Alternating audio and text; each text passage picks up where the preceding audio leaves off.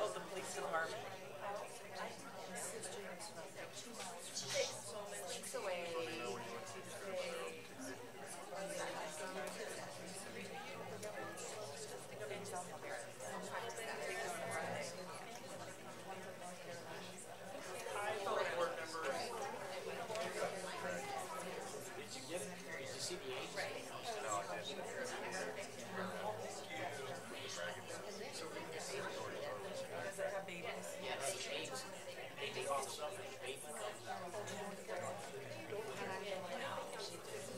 Do you have to buy that separately or separately? No, they were separate. We see them in the last one.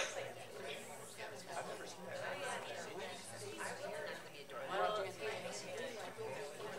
We did the big delivery on Friday without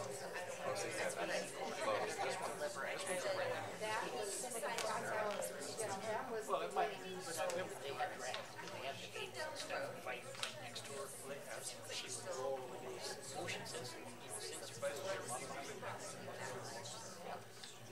The angels last year.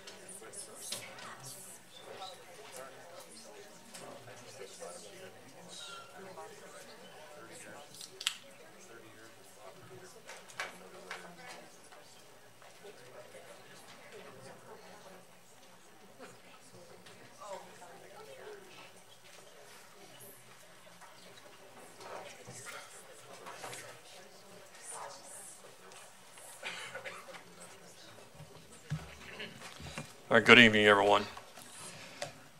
This is the September 10th, 2018 Westminster City Council meeting. As we do at each meeting we open, we ask you please join us in the Pledge of Allegiance, and there are flags in both the back and the front of the room. I pledge allegiance to the flag of the United States of America and to the republic for which it stands, one nation, under God, indivisible, with liberty and justice for all. But also ask if you have cell phones with little parts that run around in your clothes and your baskets and seem like they're an appendage, please either make sure they're turned off or they're turned on silent. First item on the agenda will be the roll call. Ms. Parker, if you will. Atchison. Here. Byrd. Here. DeCambra. Demott. Here. Pinter. Here. Seitz. Here. Scully. Here. Council, at this time, I would ask you to approve a motion to excuse the absence of Councilor DeCambra, as she is now on maternity leave, having given birth about a week ago, and will be absent for approximately 12 weeks. So if I could have a second for the motion, please. Is there, oh, you're making the motion. I'm making the motion. Second. Okay, I have a motion and a second. All those in favor, aye. Aye. Any opposed? Hearing none, Ms. DeCambra is excused from tonight's meeting.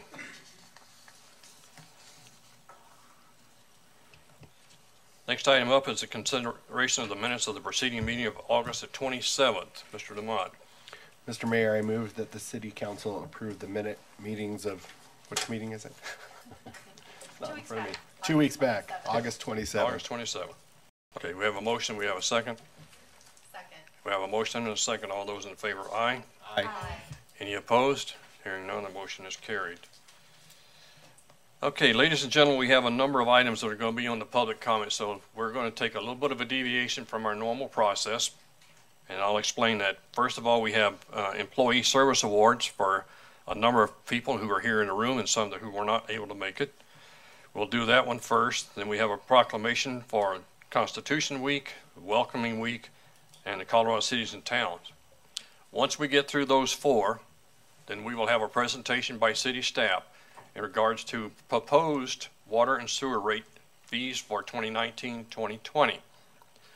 Once that presentation is done, I will give a time for the council to ask any questions that they have. When they are done with that, then we will go and I will open it up to those of you in the audience who would like to ask questions. When you come to the podium, you should be signed up in the back. There are 3 different sign-up sheets back in the back. One for the water and sewer rate, one for excuse me, citizen communication, and another one if you're here to talk about the budget. If you want to talk about the water rates, I would recommend you come that first session because they will be one of the first groups up. You will each be given 5 minutes to talk about your issue or ask your questions. If you have questions, please direct all those questions to me. If we're able to answer them tonight, we will try to do that through the staff. If they need more time to get to your answers, we will have your information because you will have signed up in the back. We'll get the answer to your questions and we will see that those are communicated to you in the next few days. Any questions? Good. First up, I think Ms. Bird, I think you have the first part.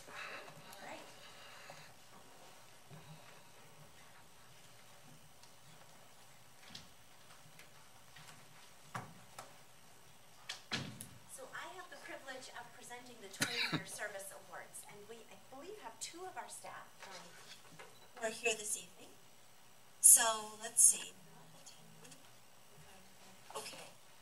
So can I please have Mr. Greg Frakes come up and please bring your family? All those brave enough to come up.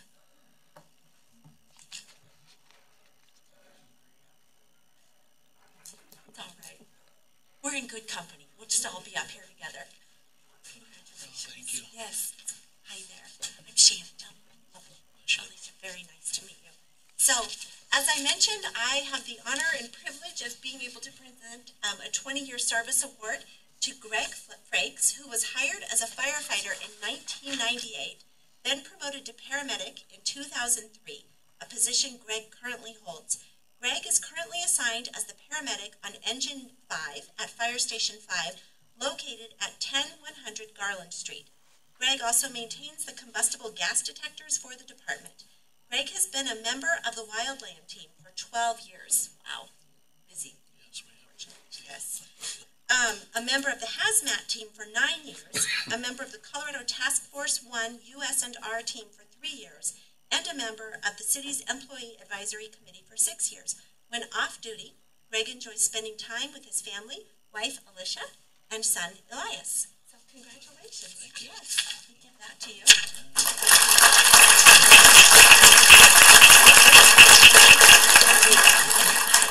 Any words you'd like to say? Do you want to say anything? You said it all. Oh, okay. Well, I just want to comment. Thank you so much. This is so, you know, we take so much pride. I have the privilege of being an elected official. I get to speak and represent our city in so many different contexts, but we get to do that, but it's because of wonderful people like Greg. So thank you for all that you do for our city. You just make us a great place to live. So It's a great anyway, place to work. yes. Thank you. Take 2 shots, count to 3 both times. 1, 2, 3. 1, 2, 3. Thank you. Thank you again. very much. Congratulations.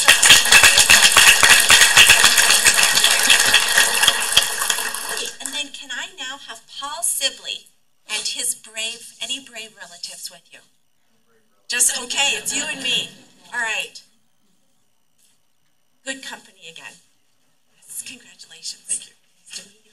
So I'll give you this in the beginning. So that's for you. So Paul Sibley was hired October 1998 as the second assistant golf course superintendent during the construction and growing of Walnut Creek Golf Preserve. Paul held that position for 15 years and then was promoted to golf course superintendent in June 2013. Over the course of his career at the City of Westminster, he has seen the evolution of Walnut Creek through the construction and grow-in to what is now one of the premier public golf courses in the state. Very true.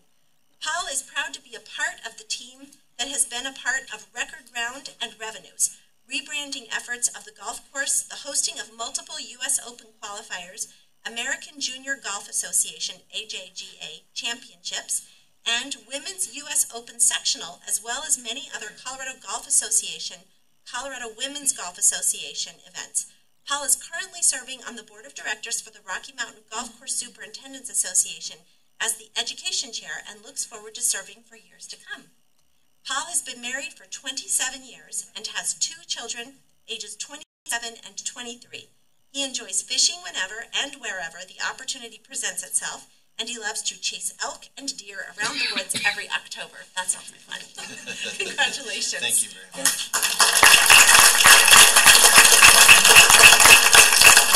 All the comments I made earlier about our employees making us great, I don't want to be remiss in making that point again as well. So thank you for all that Thank you you do very for much. us. Great Yes. place to work. 1, 2, 3. 1, 1, 2, 3. Perfect. Thank you. Any final words? No, it's just a fantastic place to work. I mean, I've had plenty of opportunities given in the city, and I can't complain. That's for sure. Great place to We're work. lucky to have you. Yes. Very much. Thanks. All right, have a great night. Thank you. Ms. Scully, you have our 30 years.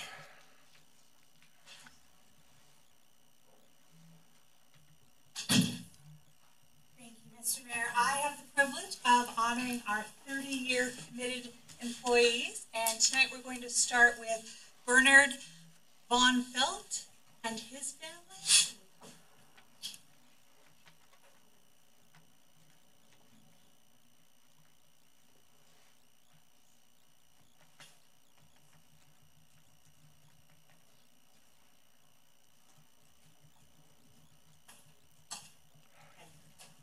It's nice to meet you. Carol. Hi, Diane. It's nice to meet you. Hi, Ken. It's nice to meet you. Hello. Congratulations. Thank you. This is such a great honor for you, but also for our city. Thank you so much for all your dedication and time that you've committed to our city. Would you like to introduce your beautiful family? Yeah, my fiancée Carol, my daughter Diane, and her husband Kent. Welcome. Welcome. Well, I'm going to read a little bit about you. Try not to blush, but Okay. it's well deserved, I'm sure. So, Bernard Von Felt has served the Westminster Police Department since 1988. For those of you who need a calculator, that's 30 years. He has been a detective in the Crimes Against Persons Unit for the past 27 years. During this time, he has investigated over 3,500 criminal cases, ranging from minor violations to very serious matters. 9 of those years were working in the Investigations Unit in Crimes Against Children. Bernard has mentored many new detectives and continues to be one who can be trusted to investigate and complete any assignment. He is currently assigned to adult crime cases. Bernard received the Jefferson County Police Officer of the Year Award in 1992. Congratulations. And then was honored by the Westminster Optimist Club as the Officer of the Year in 2007. Very cool. He is a member of the Adams County Critical Incident Team. Bernard enjoys spending time with his wife, Carol, at the home he built in Jefferson County, along with their home near South Padre Island, Texas. He loves to travel, spend time with family and friends, work on construction projects, and hunt. Bernard is a part-time hunting guide on a friend's ranch. This may end up being more than part-time after retirement. That's coming soon. Bernard has 2 daughters, Diane and Karen, and 4 grandsons. Very nice. Would you like to say anything? It's been fun, great city. I look forward to retirement here very soon. Nicely said. Well, again, thank you for your years of service. Quite a commitment to our city. And again, Councilor Bird stole the line of the night. Our employees make us all great. We really appreciate your time and service. I'm going to give this to you. Okay, thank you.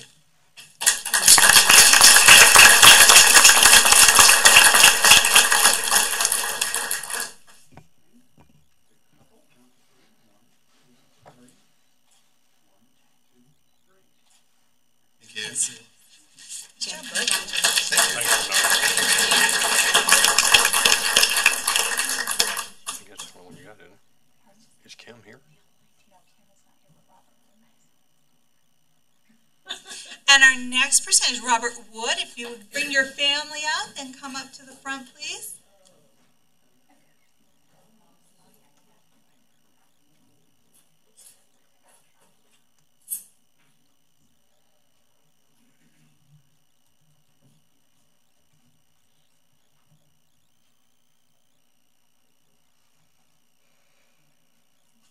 Robert, would you like to introduce your family to all of us? Yes, I would. Yeah. This is my wife, Amy, my mother, Shirley, my brother, George, and his wife, Susie. Family. Thank you. So, Robert, this is your certificate. I'm going to ask you to hold it while I read the proclamation for you. So, Robert also has served 30 years in our city. Robert B. Wood was hired on September 19, 1988 by the police department as a lateral police officer, spending approximately 5 years with the Brighton Police Department. As both a police officer and then a senior police officer, Rob has held many assignments within the department, including community services, DARE officer, school resource officer, investigations, liquor enforcement detective, as well as crimes against persons detective, court martial, and finally, he spent many years on patrol. Currently, Rob is assigned to the court martial unit for the 2nd time in his career. During his tenure, Rob has earned many verbal and written commendations for his work and has also received 2 meritorious medals for saving the lives of 2 people on 2 different occasions, one being on duty and the other while off duty. Rob enjoys coaching football for Stanley Lake High School as the head freshman football coach, where he's coached for 10 years. Due to his current job assignment, Rob had to step away from coaching duties due to the hours of his current assignment. However, he hopes to get back into coaching in the coming years. Rob says the best thing about coaching is being a positive role model for his players and being able to instill positive values and beliefs that will stay with the student athlete for the rest of their life. Rob and Amy are newly married. Amy works as a conference service manager for the Westminster Westin Hotel, and he has 2 children. Jeremy is married to Bridget and is a captain in the United States Marine Corps, currently assigned as a flight instructor in Corpus Christi, Texas. His daughter, Rachel, works for Maurice's and is married to Jason. They live in Franklin, Ohio. Rob has 3 grandchildren, Brecken, 6, Bristol, 2, and Rhett, 1. Quite an accomplishment. She's very proud. Very proud. I'm going to let you hold this. Thank you so much for your service and your dedication to our city. I hope you won't be retiring soon. No, I've got a little bit longer than Bernard. I wish I didn't, but I do. So, thank you. All right, thank you.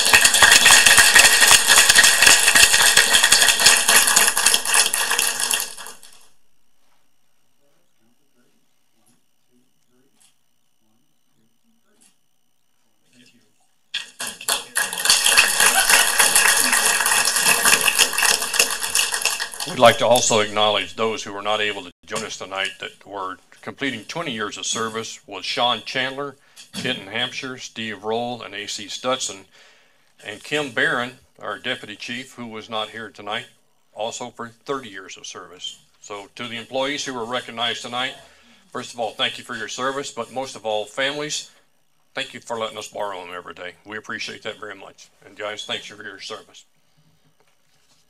Next item is Mr. DeMott. You have a proclamation for Constitution Week.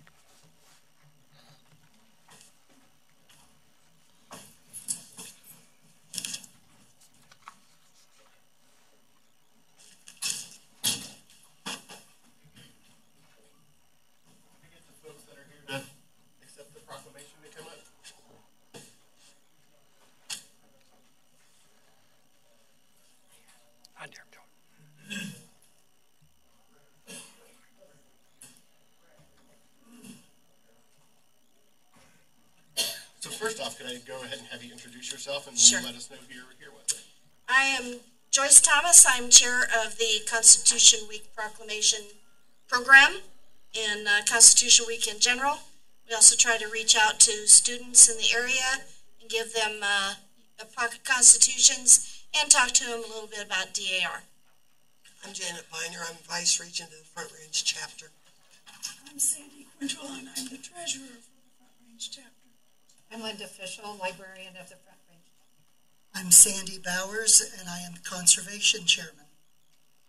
So first off, I'd say that I'm very honored to be able to be the one to present this proclamation. I have my own pocket constitution that was given to me by an organization that really teaches people and reminds them what our Constitution is about, and that it's there to say that the government's there to protect rights that we were born with. And that's something very unique in this world. So it's something we should be very proud of in this country. And frankly, why we're all sitting here today. So I'm very, very honored. Some background on this. This is a yearly observance that was started by the Daughter of the American Revolution, or DAR, in 1955. They petitioned Congress to set aside the September 17th through the 23rd annually to dedicate the observance of Constitution Week. The resolution was later adopted by the U.S. Congress and signed into public law 915, August 2nd, 1956, by President Dwight D. Eisenhower. It the celebration aims to do the following: emphasize citizens' responsibilities for protecting, defending the Constitution, preserving it for prosperity, inform people that the Constitution is the basis for Americans' great heritage and the foundation for our way of life, and to encourage the study of the historic events that led to the framing of our Constitution in 1787. Which also, my pocket one has a Declaration of Independence, and one of the things that they taught us in the class that gave me that declaration was they talked about during the Declaration piece before the Constitution how all the people who framed our nation basically pledged their life and their fortunes. And one of the things that they do in that class is they ask us to do the same thing with the group that does that, which I think is a very good thing to do, because really that Constitution is what keeps us here in this nation, a great nation. So I'll go ahead and read the proclamation. Whereas it is a privilege and a duty of the American people to commemorate the 235th anniversary of the drafting of the Constitution of the United States of America with appropriate ceremonies and activities. Whereas every American shares in the legacy of liberty, and we are grateful for the courage, conviction, and sacrifice of all those who have helped preserve and uphold the principles of a free society. And whereas, as we remember the enduring importance of the Constitution, we also recognize our responsibility as citizens to respect and defend the values of our founding and participate in the unfolding story of freedom. And whereas in the celebration of the signing of the Constitution in recognition of the Americans who strive to uphold the duties and responsibilities of citizenship, the Congress, by joint resolution in August 2nd, 1956, requests that the week of September 17th and ending in September 23rd of each year be proclaimed as Constitution Week. Now, therefore, I, Herb Atchison, Mayor of the City of Westminster, on behalf of the entire City Council and staff, do hereby proclaim September 17th through the 23rd of 2018 as Constitution Week, and urge all citizens to study the U.S. Constitution and reflect on the privilege of being an American with all rights and responsibilities which that privilege involves. So, thank you, ladies, very much for what you do. Thank you.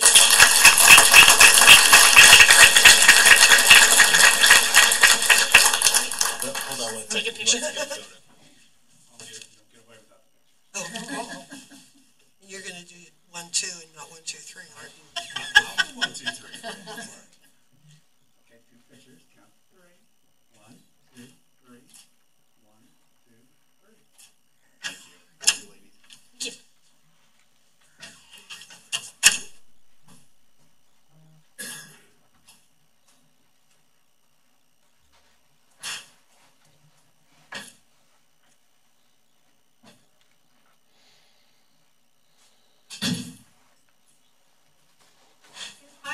members of the Inclusivity Board please come forward?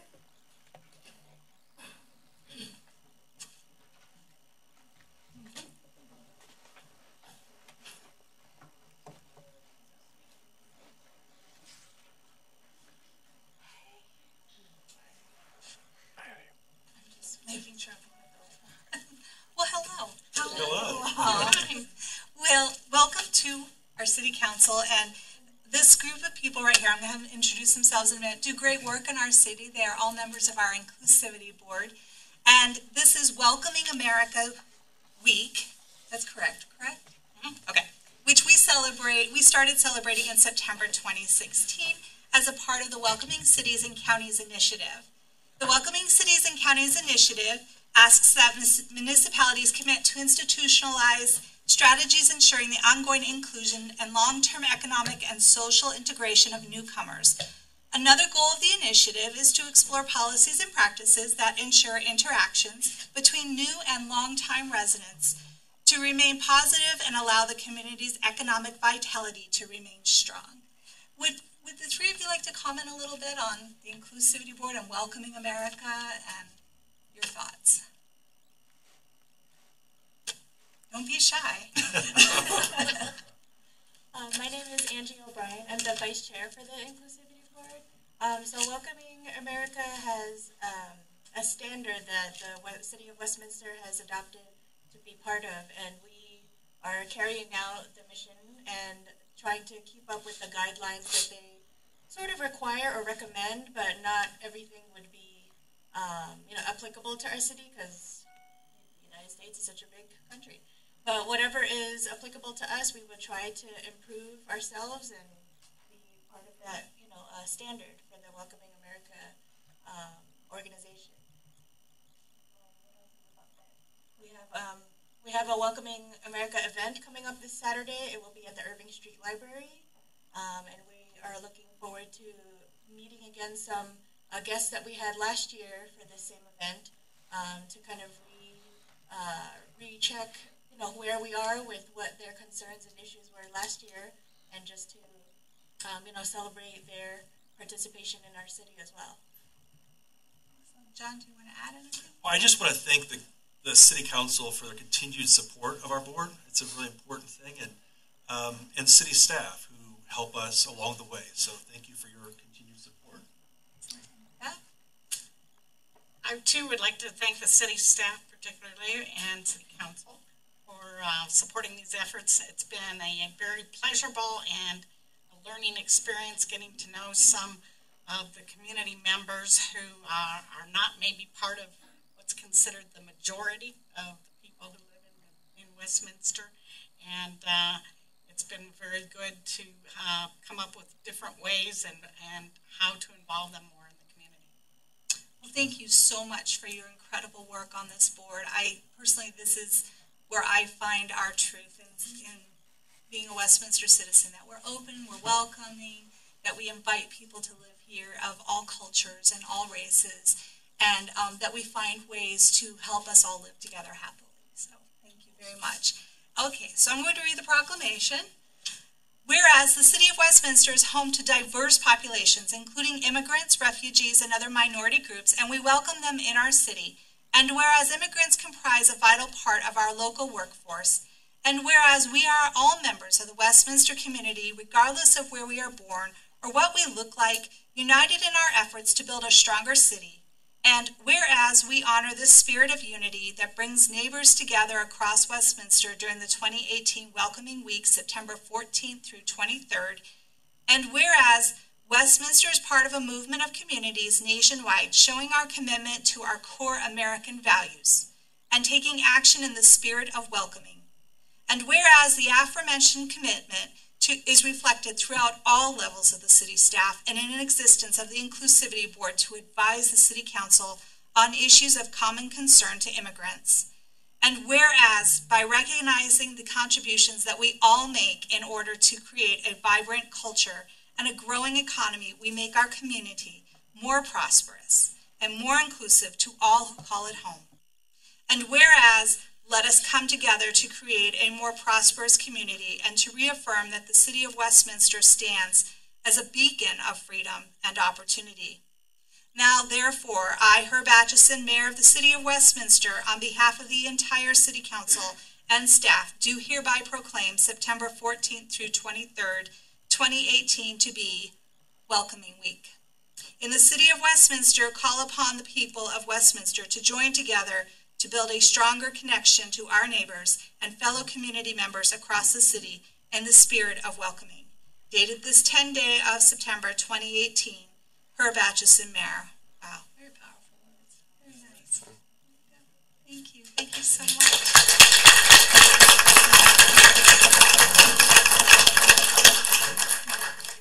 All right, we get really close here.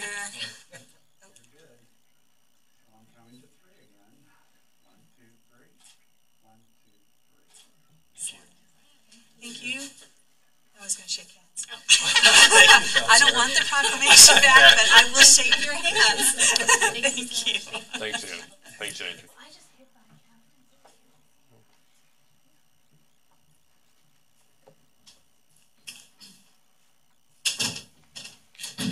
Can I have Kevin Balmer, Deputy Director of the Colorado Municipal League, please come forward? Famed Westminster resident. Well, I'm gonna highlight that here in a moment. This is Kevin Balmer. He is the Deputy Director of the Colorado Municipal League. He also happens to be a Westminster resident, and he is helping me make the proclamation for Colorado Cities and Towns Week. It's only fitting that this is coming on the heels of Employee Appreciation Week and then the Employee Service Awards tonight. Cities and towns are a special form of government. From the water that you turn on to drink, the parks that you play in, the public safety that you enjoy from our police department, the first responders who come in the event of a fire, city government really impacts your daily life and the quality of life that you have. It's one of the rare forms of government where you can actually come and talk directly to the policymakers, whether it's at a city council meeting or at the line in Costco. We're incredibly accessible to you. We're very transparent, and we're, I would say, one of the highest functioning forms of government. The Colorado Municipal League is a nonprofit, nonpartisan organization. I'll let Kevin talk a little bit more about it, but basically what it does, it makes sure that folks like myself make good decisions. They make sure that we're educated on all of the pressing matters in the state and that they're advocating for the interests of cities at the state legislature. Would you like? Well, you took all my talking points. Oh, I'm sorry. No, that's not. So Councilor Seitz is correct. I'm Kevin Balmer. I'm the Deputy Director of the Colorado Municipal League. It's a statewide association of Colorado municipalities, 270 of the 272 municipalities in the state. 2 that aren't members are very small. Represents 99.9% of the municipal population of the state, so we really feel like we do represent the collective voice of municipalities around the state. We believe and advocate for that home rule should be kept at home and local control should be kept local. We provide advocacy services at the State House, some at the federal level. But the other part that we do, and Councilor Seitz alluded to this, is information and training for elected officials and staff to help them be better at what they do. The vision statement of the Colorado Municipal League is empowered cities and towns united for a strong Colorado. Because we do believe, and our vision is, that the power of the people is strongest at the local level. You are all here. Some of you have things to say about things that are happening at the local level, and you will get access at this level like you would never get at the state level, certainly not at the federal level.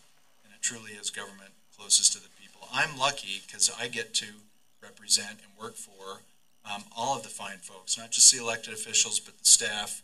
And I'm inspired by certainly those that got service awards tonight, 20 and 30 years. I'm not going to tell you where I was at 30 years ago, but it wasn't employed, that's for sure.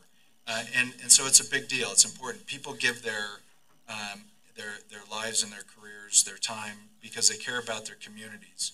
Working for, certainly being an elected official for a municipality, it's not a get-rich-quick scheme. It's because people care about their communities. You have an opportunity to share how you feel about it, and folks up here get to make the decisions they think are in the best interest.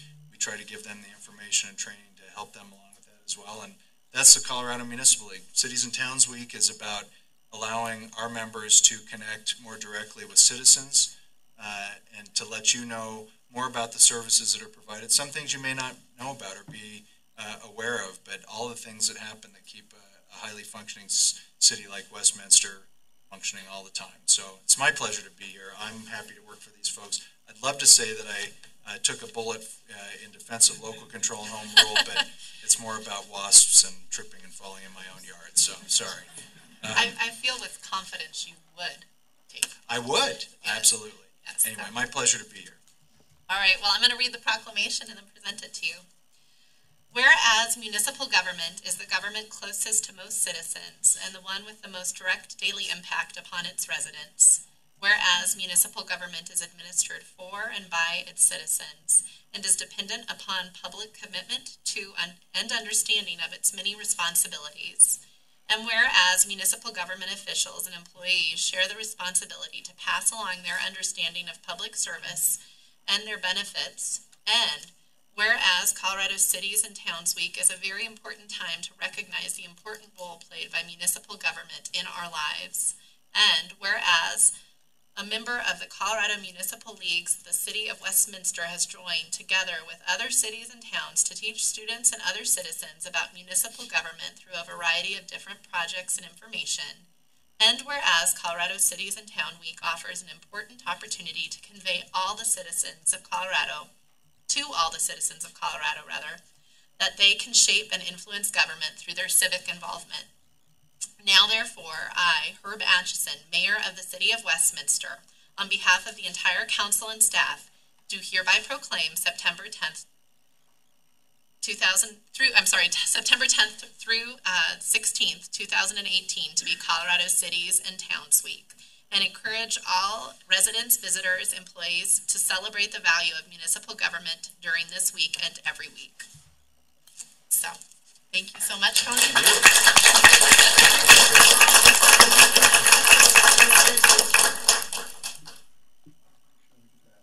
That's right, Bronco Orange.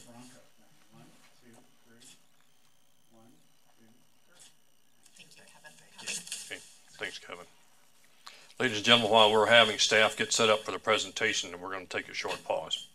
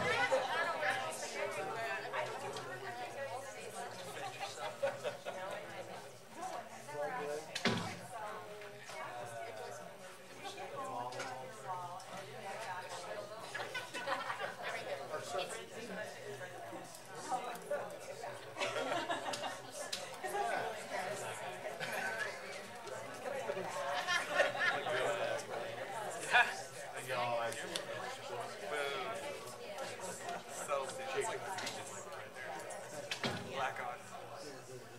See, I thought.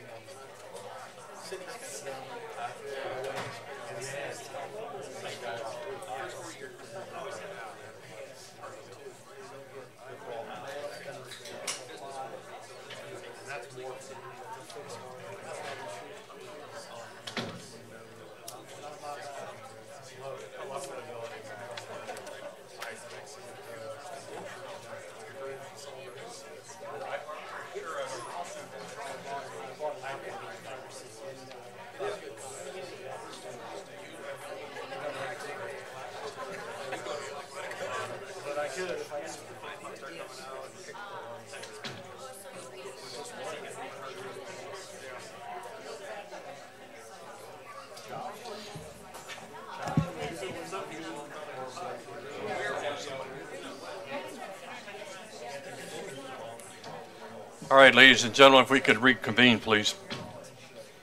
Mr. Kirschbaum, you and Ms. Gray have something you'd like to provide? Please go ahead. Good evening, Mayor and Council. Max Kirschbaum, Director of Public Works and Utilities for the city, and I'm joined by Chris Gray, who is the Business Operations Coordinator for our department. This evening we have a presentation of about 20 slides for you. This presentation will also be added to the website after this presentation is given here. Okay. I'd like to just start with just a brief recap of the city's mission statement, as well as the mission statement of the utility itself. As a city, we are all committed to the same delivery of exceptional value and quality of life through our spirit values. And for the utility as a specific component of that city, our responsibility is to our customers, and that is to provide safe, quality, compliant, reliable, and water and sewer services for our customers. That is the singular focus of the utility itself. Go ahead. I'd like to address just for a moment both our goals as well as the needs of the utility that go into the rate recommendations that you will be seeing again this evening and then in 2 weeks. First, it's to be a financially sustainable utility, and by that what I mean is a balance of revenue and expenses to meet both the operational and capital project needs to meet the level of service expectations of our customers. That's a lot of words in a long statement, but there's a financial component as well as a caretaker component of meeting the needs through level of service for both water and wastewater services. It is not, however, driven by specific projects or specific endeavors. We have heard comments that the rate recommendations here must be because of downtown Westminster. That is not the case. The work that has been done to support development in downtown Westminster is just like any other area of the city. We have a responsibility to meet the water and sewer needs for all areas of the city, and downtown Westminster is certainly a part of that. but it doesn't drive the recommendations that are before you in this presentation and that will come formally in 2 weeks. Secondly, a second goal is to promote water conservation. We actually have a wonderful track record as a community of citizens and as a city staff working together. Over the last 35 years, we've seen more than a 30% per capita decrease in water usage on a per capita basis. But more is needed, as we have presented to you in the past and will do so again in a few months, a presentation of our water supply plan. There are needs for continued conservation to meet the total demands before we reach build-out condition for our city. So it continues to be an important point even as we go forward. And we are also aware that we do serve the needs of our citizens, both residents and businesses of our community. So affordability and equitability is a goal, and you'll see how that played into some work we've done over the last 2 years. On the needs side of the equation, we have ongoing operation and maintenance needs. The numbers that you see in parentheses after each of these need items are really just reference to the goals listed on the left-hand side of the slide. But it takes a great deal of our budget is devoted to just the daily operation of a utility, 365 days a year, 24 hours a day. We also have an obligation for both the repair and the replacement of our aging infrastructure. As the years go by, our assets continue to depreciate, and we have an obligation to identify the greatest needs and make sure that they are met typically through the capital improvement program. Again, conservation shows up as a need of the utility, because all that we can achieve through conservation is in essence part of the balancing of meeting future water requirements. So the better we get at conservation, perhaps there's some cost avoidance in either acquiring water through rights or through storage. We, again, it's also not only a goal but a need of the utility to remain affordable. And the reason it appears on both sides of this equation is, while on one hand, conservation is an important aspect of the utility, we also need to sell water in order to continue to function. So there is a balance there between the point of conservation and still being able to sell water to meet the revenue needs of the utility. And lastly is regulatory compliance. Every year it seems there are changes that are mandated by the state and programs that need to be met. Most recently are the examples that have resulted in increase of FTE or maintenance workers to our staff to meet requirements for backflow or cross-control prevention, as well as on the sewer side a program that you may recall as fats, oils, grease, and grit, FOG. Those are two recent examples where we've seen staff growth in order to meet the demands that are placed by the state. So 2 years ago, we began a very thorough, transparent, data-driven process. It began with an entire inventory of all assets that belong to the utility. That's more than 3,000 line items, and all of them that were for which it is possible to conduct a visual assessment. We did so. Obviously, pipelines that are buried, you can't do a visual assessment, but you rely on other tools other than visually. But we spent over a year looking at every asset within the inventory, and also did a condition assessment of every one of those assets. This is a process that we have become used to. It's not the first time we've performed both of these things, the asset inventory and the condition assessment. But what we see each time we do it, typically on a biennial basis that goes into this entire process, is we do see signs of additional depreciation and aging on the assets for which we can get a visible look. That then feeds into a long-term planning process in which we identify what the most critical needs, especially in the capital improvement program, are, and we begin to go through the financial planning process at that time to see that those things marry up. In this case, it had been since 2006 since we hired an outside consultant to take a look along with us at the rate and fee structure that we have in place to balance those revenue and expenditure requirements. We hired a company called Raftelis, who is nationally known and has worked with utility providers across the country that serve some 25% of the United States. So a very nationally reputable firm. Along the way, we have provided to you 8 different written reports and 3 presentations. Tonight will be the 4th of those type presentations, and we'll bring our final recommendation to you in 2 weeks. So on the next slide, we'll go directly to an item of interest to all of our customers. This is looking at single-family customers.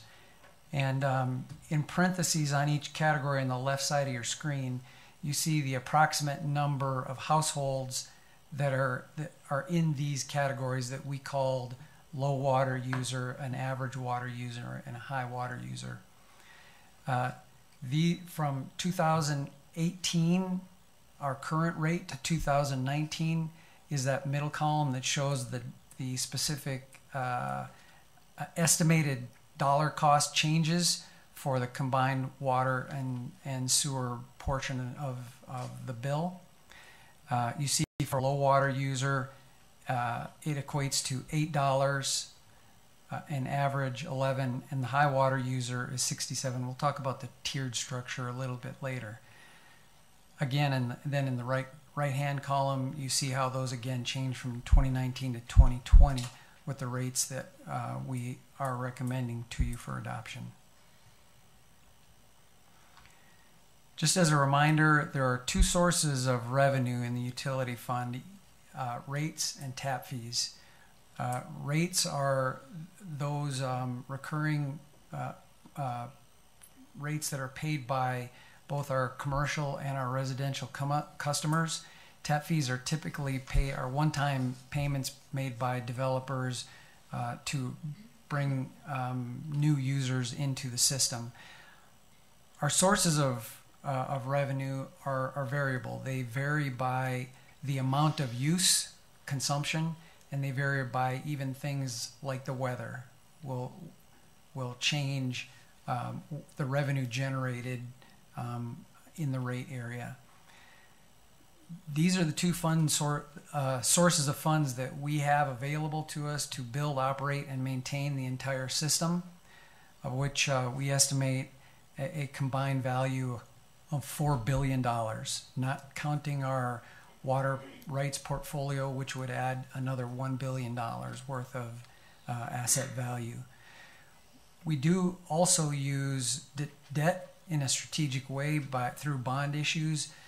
These serve 2 purposes. One, they tend to smooth out rate increases, and secondly, they provide the concept of generational equity. In other words, by using debt, although it does require a repayment schedule, future users are brought into the expenses that they will eventually partake in and enjoy into the future.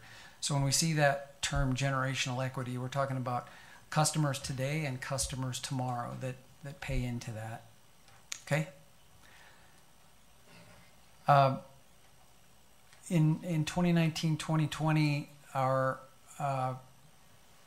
critical expenses are both on the operating side And on the operating side, you see a very minor increase from year to year. And that minor increase is usually to address pricing changes in commodities, whether that be, say, chemicals for water treatment or pipe repair materials are two good examples in that commodity area, or they reflect the regulatory changes that I mentioned earlier.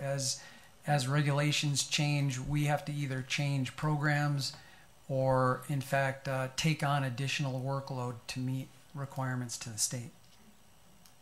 If you look at the 2-year capital improvement program, what we are presenting to you, and you saw it 2 weeks ago as part of the city's consolidated CIP program for 2019 and 2020, a listing of both water and wastewater projects that represent truly only the most critical projects that really grow out of that entire process that I talked about, with the inventory, the condition assessment, the long-term planning, the financial analysis, and the work we did with the consultant. And I can tell you, if you flip back to the list of utility projects that are in what we presented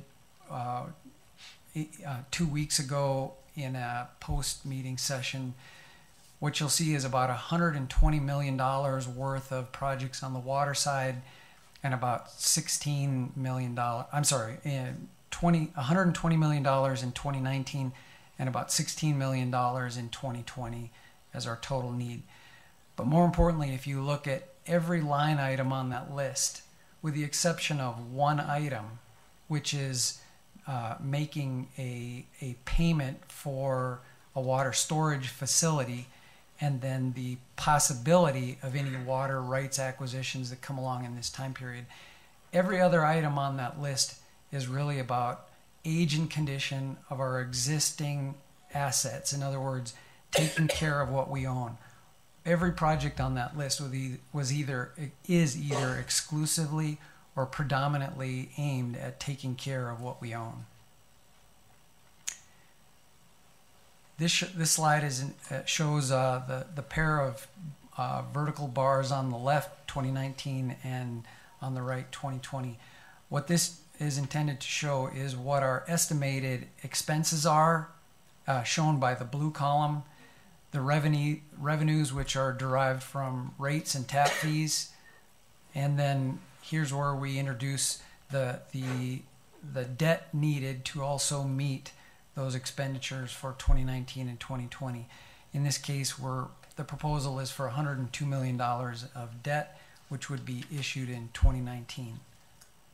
A majority, just a second on that, a majority of that, a significant part of that, if you go back to the CIP list, you'll see a project on the water side for about $56 million, which represents the next phases after site selection for our Water 2025 project, which is a program designed to replace our Semper water treatment plant over a 25-year period. And that initiated in 2015 with a master planning study, and that this next phase will include process selection, pilot study, and ultimately following a selection of after pilot study to do some planning and design for what will be the eventual solution. But that's an example of roughly 27 years worth of work that will go into a new water treatment plant before we hit the year 2040 and fully decommission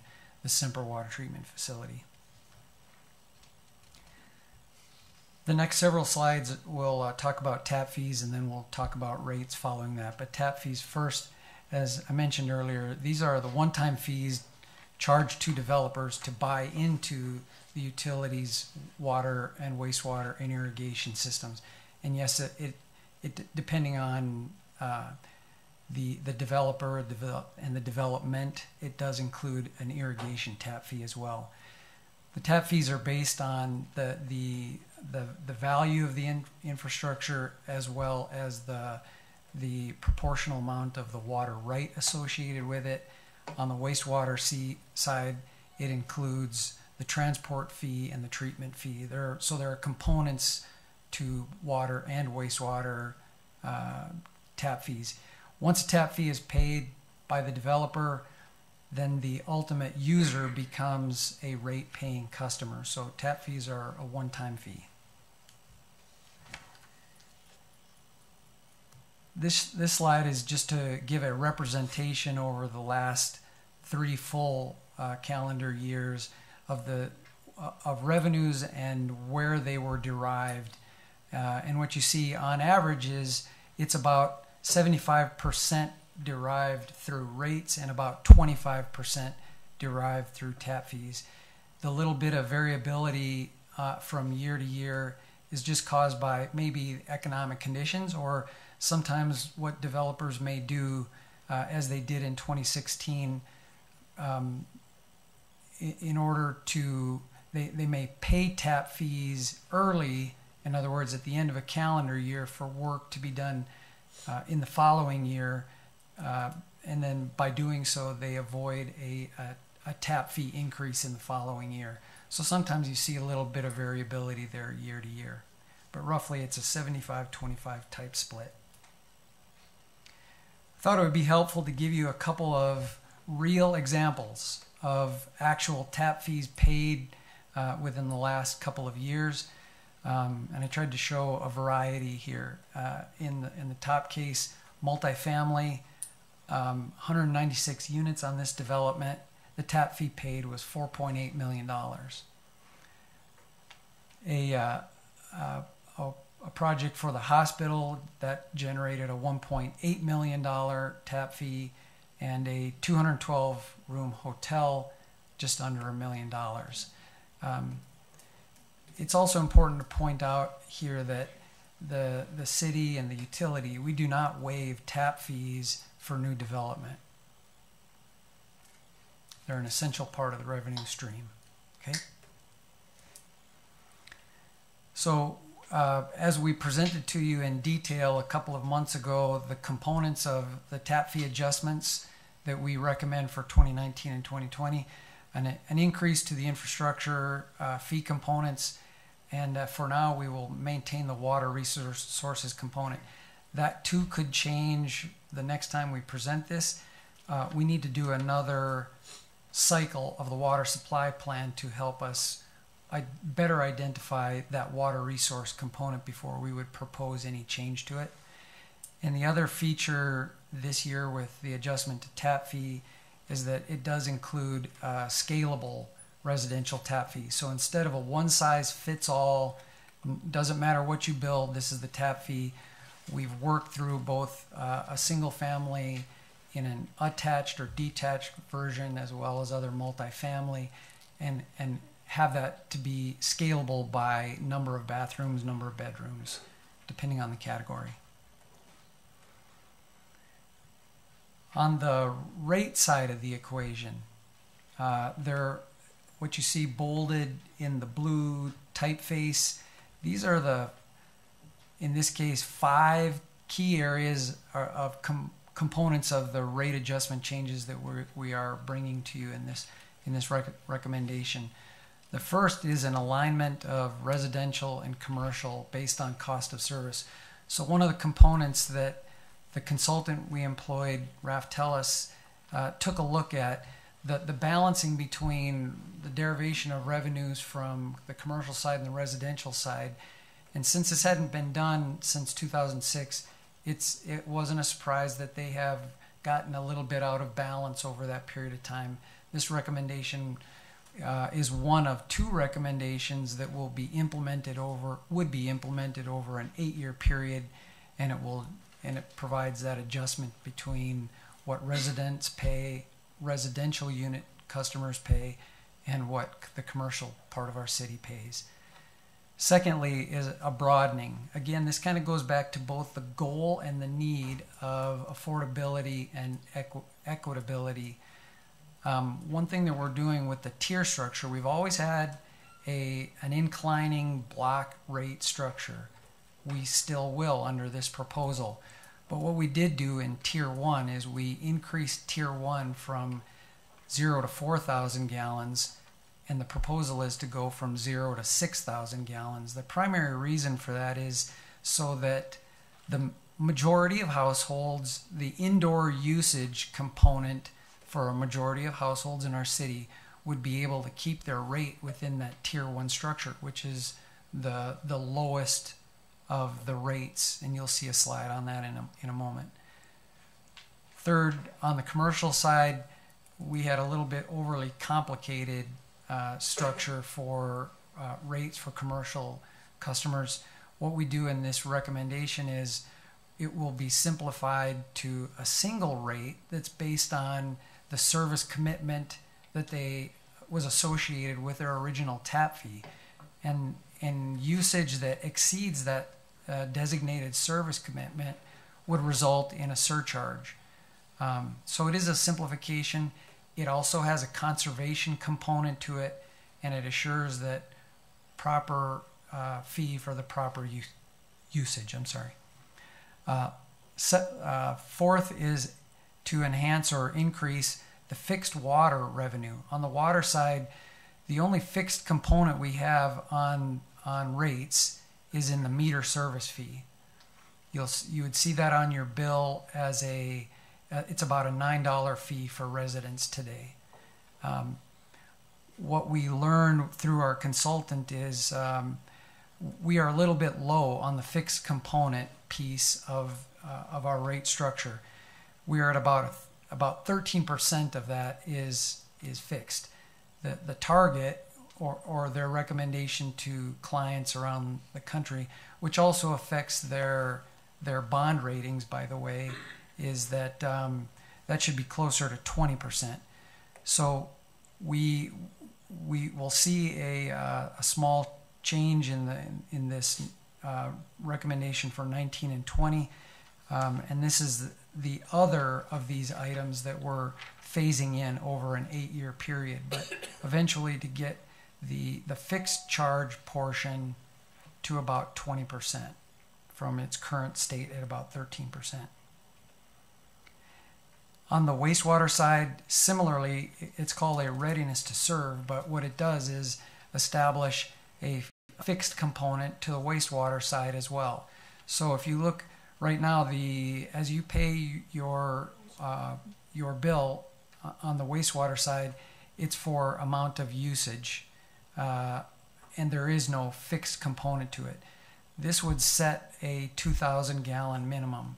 The way sewer charges are presently calculated is it's based on the usage in your months December, January, and February that show up on your January, February, and March bills. That part won't change, that stays the same. But that amount will be at least a 2,000 gallon per month minimum. And this begins to set what is an appropriate fixed charge for a readiness to serve.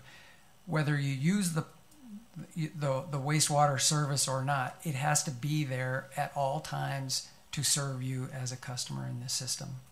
So it's appropriate that there would be a fixed component.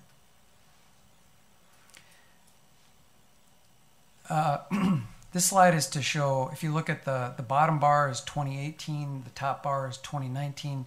This is just to show, if you look at the dollar values inside each of those colors on the bar, it shows in 2018 what the current rates are in tiers 1, 2, and 3, and what they would move to in this recommendation in 2019 for tier 1, tier 2, and tier 3. The vertical lines show, because there is, most of us, especially residentially, you have variable usage over the year. Your winter months use are much lower than your summer months use, which include typically the irrigation component. So an average January bill is at about 5,000 gallons of usage, and what you see is that this is what I meant when I said the recommendation for the tier adjustments. It's most likely that the average January bill can stay within that tier 1 cost range. In the summer, most of our customers are able to and do stay within tier 2. Okay. This is just a little bit of information, but by our actual data, typically a residential household, over the course of the year, about half of it, the consumption of water is for outdoor use, the other half is your indoor use. Okay, so this is a bit of a repeat, but let's go back just for a second to what could our customers, especially residential customers, expect to see. About 10% of the households in this example are what we would say are the low water users. About 12% are high water users, and the bulk, in other words, about 78% of our residential customers fall in that middle average water use. So for anyone who is seeing or listening to this audio and look at the slide that will be posted later, you can kind of see where you may fall on those increases to your bill. And as we go on to the next slide, this is a tool that we have recently developed and placed also onto the website. This is a screen capture from what you see when you look at it on the web. As a customer, if you were to take your most recent bill, there's a graph on that bill that shows the whole number of thousand of gallons usage by month. You could take those numbers, those 12 numbers, plug them into this, hit calculate, and it will tell you as part of this recommendation what your proposed rate would be and how it would break down. And this is at least this is a first version of this tool. We may be able to enhance that as we go forward, but what it shows is what your average monthly bill would be across the year. Just bearing in mind what I said earlier about obviously your summer usage is typically higher than your winter usage, but across the year, this will show you what your current and proposed averages would be. Slide. This is an area that I'm very proud of what we've done as a city, what council has done, what we've done as a department, and what we've done working especially with utility billing in finance. We've looked at, the next slide will address conservation issues, but let's talk for just a moment about assistance programs. As I said, both as a goal and a need, affordability and equitability are important points. We know and we understand that the dollar amounts that we're proposing are going to create hardship for some of our customers. We do have a low-income credit program. This program 2 years ago was serving fewer than one handful of customers in our entire 32,000 plus accounts. Some changes that we've made to this program have, number one, increased it in its dollar amount. It can be used as it is a one-time credit to a bill of $100, and in 2017 that number increased to serving approximately 100 customers, and you're going to see that change even more. We're continuing to improve and enhance these programs to reach those customers who would most likely qualify. And what I mean by that is on the low-income credit program, we parallel it with what Excel does with the LEAP program for helping to pay winter heat bills. So in other words, if you qualify for LEAP, you would qualify for water bill assistance. So although it requires a separate application, it's pretty simple. If you qualify one, you qualify for the other. I'm sorry, a couple more points on there. There's also a hardship program. This in select cases among our customers, and if they are in contact with utility billing, we'll work with them where there may be a greater need than that $100 one-time low-income credit, and it might be due to, say, household loss of income. The hardship program is designed to work with that and can provide as much as a $750 one-time payment. We also partner with the Jefferson County Housing Authority, who serves both Jefferson County and Adams County, on the repair program and the high efficiency toilet replacement program. So that if the point here would be if you have a hardship case, part of it might be because you have leaky fixtures in your home. So this program is available to help you implement those repairs so you can better control your consumption and then be able to meet your monthly bill needs. I should also point out under the low-income credit, the other thing I thought to mention is if you are a low water user, as we've described before, and I said the approximate, no two users are probably the same, but the approximate change in your bill for 2019 would be $8. A $100 low-income credit, if you qualify, pays the entirety of that rate increase, which would be, let's say, 8 times 12 for $96. So here again, I think we've linked these things together, and we've come a long way in this assistance program for those who have income qualification, and I think you'll see it continue to improve.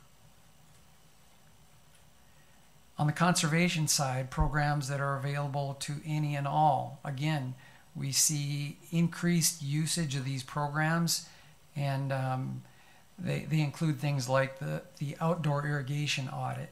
As a residential customer, you can sign up for, and we will pay for the cost for a partner agency to conduct a residential irrigation audit at your home. We have the Garden in a Box program, which it expands every year. It gets larger every year, and again reinforces those principles of conservation. And we do outreach, both at sometimes the best outreach you can do is with kids. And a program that we participate with North Glen and Thornton every year is a water festival that's conducted at Front Range Community College in May, and over 1,000 kids participate in that day-long event. We have a variety of other community outreach endeavors. In fact, Chris was in attendance at one this week at the Irving Street Library for a Comic-Con. We set up a booth there, and we, believe it or not, 30 or 40 different residents stopped by to talk to her about our water and sewer programs.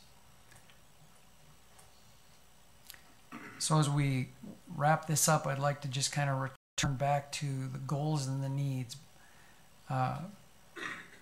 What we present to you with the rate and the tap fees do help achieve a financially sustainable utility. Conservation is critical, and through a variety of programs, we remain focused on affordability and equitability. At the same time, while we're focused on affordability and equitability, we also know that the needs of maintaining $4 billion worth of assets are great. And first and foremost, we also have a responsibility to you and to all of our customers to make sure that we properly maintain those assets so that we can meet the mission statement that I also had on the first slide: safe, reliable, quality, and compliant. That is a responsibility that we have to you as a council, to our residential and commercial customers. So with that, this concludes the presentation for this evening. The next step would be this would come back to you on September 24th for a first reading, and then October 8th for a second reading. That's all we have for this evening. All right. Thanks, Matt. Just a reminder for those who have signed up, there will be no decision by council tonight. This is strictly a briefing, providing information. Council will have an opportunity to ask questions tonight as will the public. And then as it was shown on the last slide, that will be back for another hearing in September. And that's when the council will start to look at making a decision at that point. Council, at this point, are there any questions you have of Mr. Kirschbaum or Ms. Gray in regards to the presentation that you were just given? Ms. Bird. First, thank you, staff. That was a very helpful and informative presentation. I know there's a lot to talk about here because you've been gradually giving us information as your study has progressed and as that has become available to you. I'm wondering, can you talk a little bit more about the state mandates that we've had? And I think this is more for the benefit of those listening. Are those funded, and what has been the cost impact on our city? The mandates that I mentioned as typical examples are not funded. They may be directed through a series of regulations. We have another one that will, in fact, the examples I used were backflow, cross connection, and the FOG program on the wastewater side. Those are examples where standards are changing, becoming more stringent, and require inspections. Our commercial customers are the ones that have seen, for example, on the wastewater side, the FOG inspections, because many commercial operations require things like grease traps that have to be inspected. That was a directive. Another one that's forthcoming, we are back into a permit review and reissuance for a wastewater treatment facility. Typically, when you go through those permit reviews before the permit is reissued, it will reflect changes in nutrient removal. So every time when you hear a word like nutrient removal, it usually involves typically a biological process that ensures that we can meet the nutrient removal requirements as they change. And they never get more lax, they always get more stringent. There's almost always a cost associated as compliance gets more difficult to meet those compliance needs that are directed via regulation. Another question I had, you've talked a little bit about the Semper treatment facility, and I know that that's older. Can you talk to us about how old that facility is? I think that's the one that's slated to be replaced. Right. And then what is the average useful life of a facility such as Semper? It was built and placed into service in about the 1969-1970 timeframe. By the time we completely remove it from service in the year 2040, it will have hit its 70th birthday. We are going to squeeze every bit of utility out of that plant, and that's why we have a phased process in which in the Water 2025 program we will bring on the first phase of production, and then over the next 15 years following that, we'll gradually take Semper offline as we add the ability to produce water through a new plant. In terms of typical longevity, that's a difficult one to answer because it's always based on what was the technology of the plant. This is a pretty traditional filtration plant. You can expect a pretty good service life out of it. 70 years is a very good service life for a plant of this type. The Northwest treatment plant, which is our second plant, is only about 18 years old, and it's got a lot of life left in it. Great. Okay. We also talked about growth. I know growth has been a concern of many people in our city, and you touched on it a bit about development paying its way through tap fees. That's one way, but I just wonder, can you talk a little bit more about what some of those, I guess you did, you gave us some examples of the hospital, and how have those tap fees generally offset? Have we been able to keep ratepayers' rates a little bit lower, and then as we're looking to, eventual build out, we won't be able to rely so much on that additional source of funding. It looks like that's the way that the graphs are trending. Is that right? I'll start with the second part of that question first. As we look into our future and we look toward what may be a build-out condition, we will see fewer and fewer tap fees paid. There may still be tap fees owed in later years, because there could even be tap fees required in redevelopment scenarios. But by and large, we'll be able to rely on tap fees less and less as we go into our future, which means then the primary and only source of revenues will be derived from rates. On the first part of your question, the tap fees, which, as I said at the beginning, in our work with our consultant, were reviewed extensively, both for commercial as well as residential construction and development, and were found to be in line with the demands that new development places on the system. We are making some minor changes to what those tap fees are. To give you an example, a single family residential in the proposed tap fee would be about $32,000 per residential unit.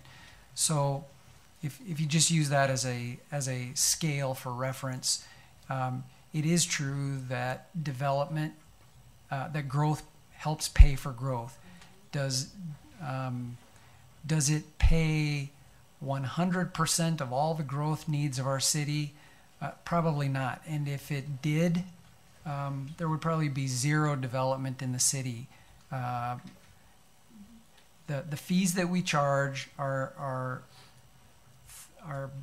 believed to be typical and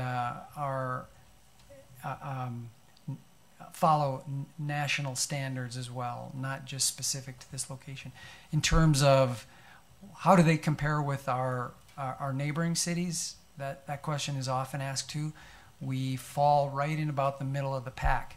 What we'll see in the 2019 proposal, I think we showed you a slide where with that scalability proposal, some will fall to the lower end of the scale and some will fall to the higher end of the scale. In other words, keeping it with a residential construction, a larger home on a larger lot is going to pay a larger tap fee. A smaller home on a smaller lot with fewer fixtures, fewer bedrooms, may see on the scale of our neighbors, toward the lower end of a tap fee. But I think this gives us some good flexibility going into the future. That's great. Thank you. That's all I have. Any other questions from council at this time? Mr. DeMott?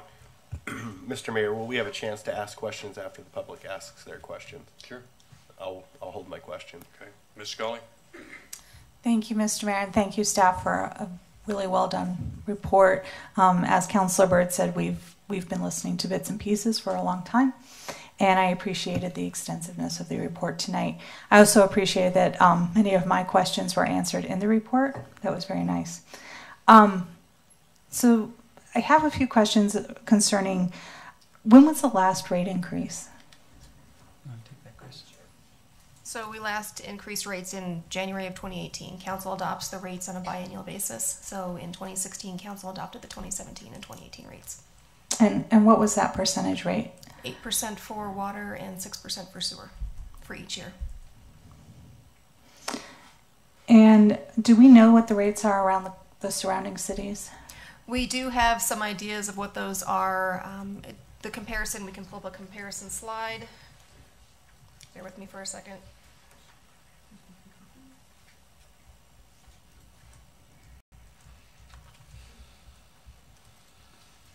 So this slide shows where Westminster's current water and sewer, a combined single-family annual bill would be in 2018, compared to many of our Front Range neighbors.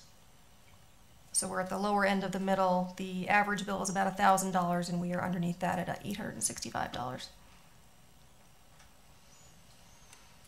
And then we talked about that was the name for it, the water assistance program. Looks like we're doing a lot of things right in that area, which I appreciate. But you said is this an application system? Is that what I heard? Yes. And it's a one-time assistance. So is that one time per year, or can they apply every year for assistance? Or? You can apply every year for the $100, and so it's every 12 months. So if today is September 10th, you could apply again next September 10th or 11th. Do you think there's any way that we could, because you said that it's often paralleled with LEAP, is there any way that we could make it automatic, that if you qualify and you receive LEAP, you would automatically qualify and receive the water assistance program as well? We are working on that right now, so we've been in contact with those folks and have a list of customers that live in Westminster, so we're going to be contacting them about their eligibility. So if you are a LEAP customer, we can find out who you are and then let you know that you're eligible for our program. Okay. And, okay, so this one, I'm very new. And so if we don't approve rate increases, what's going to happen? Take that one. Is the question if you do not approve any rate increase? Are you asking if the rate increase was zero? I want to make sure I understand the question. So both. I mean, my biggest concern really is that this is a fairly significant amount of the rate increase. What if we were to lower it a little bit? Is there a way that we could continue to maintain and fix some of the things we need to fix that really have to be fixed without raising it so much? I think the way I would answer it is, part of it is we talked with you about a utility condition index, and which is essentially a measurement of depreciation. We said that the present utility condition index composite is at about 44%. In other words, more than half of the depreciated value has been used, the lifespan. About 25% of our assets are already at or beyond their projected life cycle lifespan. So the recommendation we gave to you for the CIP project list is really those things already that we judge to be the most critical needs and can't or should not wait any further. The longer you wait on some of them, you risk, one, failure, or two, greater cost than if we act before they fail. So really those are the best ways to answer that. The other part of that is if there is a compounding value of a rate increase as well. In other words, if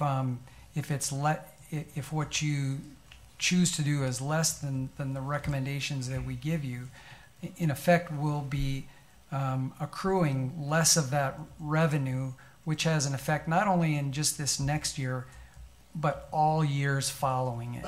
So there is a ripple effect into the future as well.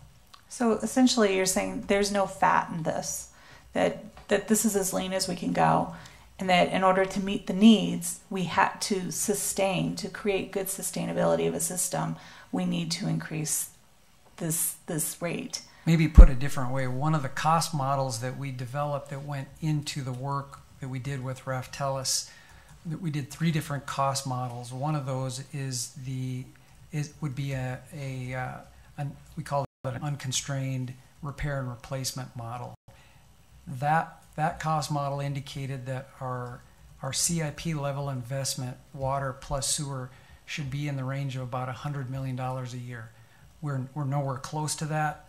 We've never been anywhere close to that, even though we have this infusion of debt in 2019 that is going to allow us to go greater than 100 million when we look at the Water 2025 project as a big piece of that debt issuance.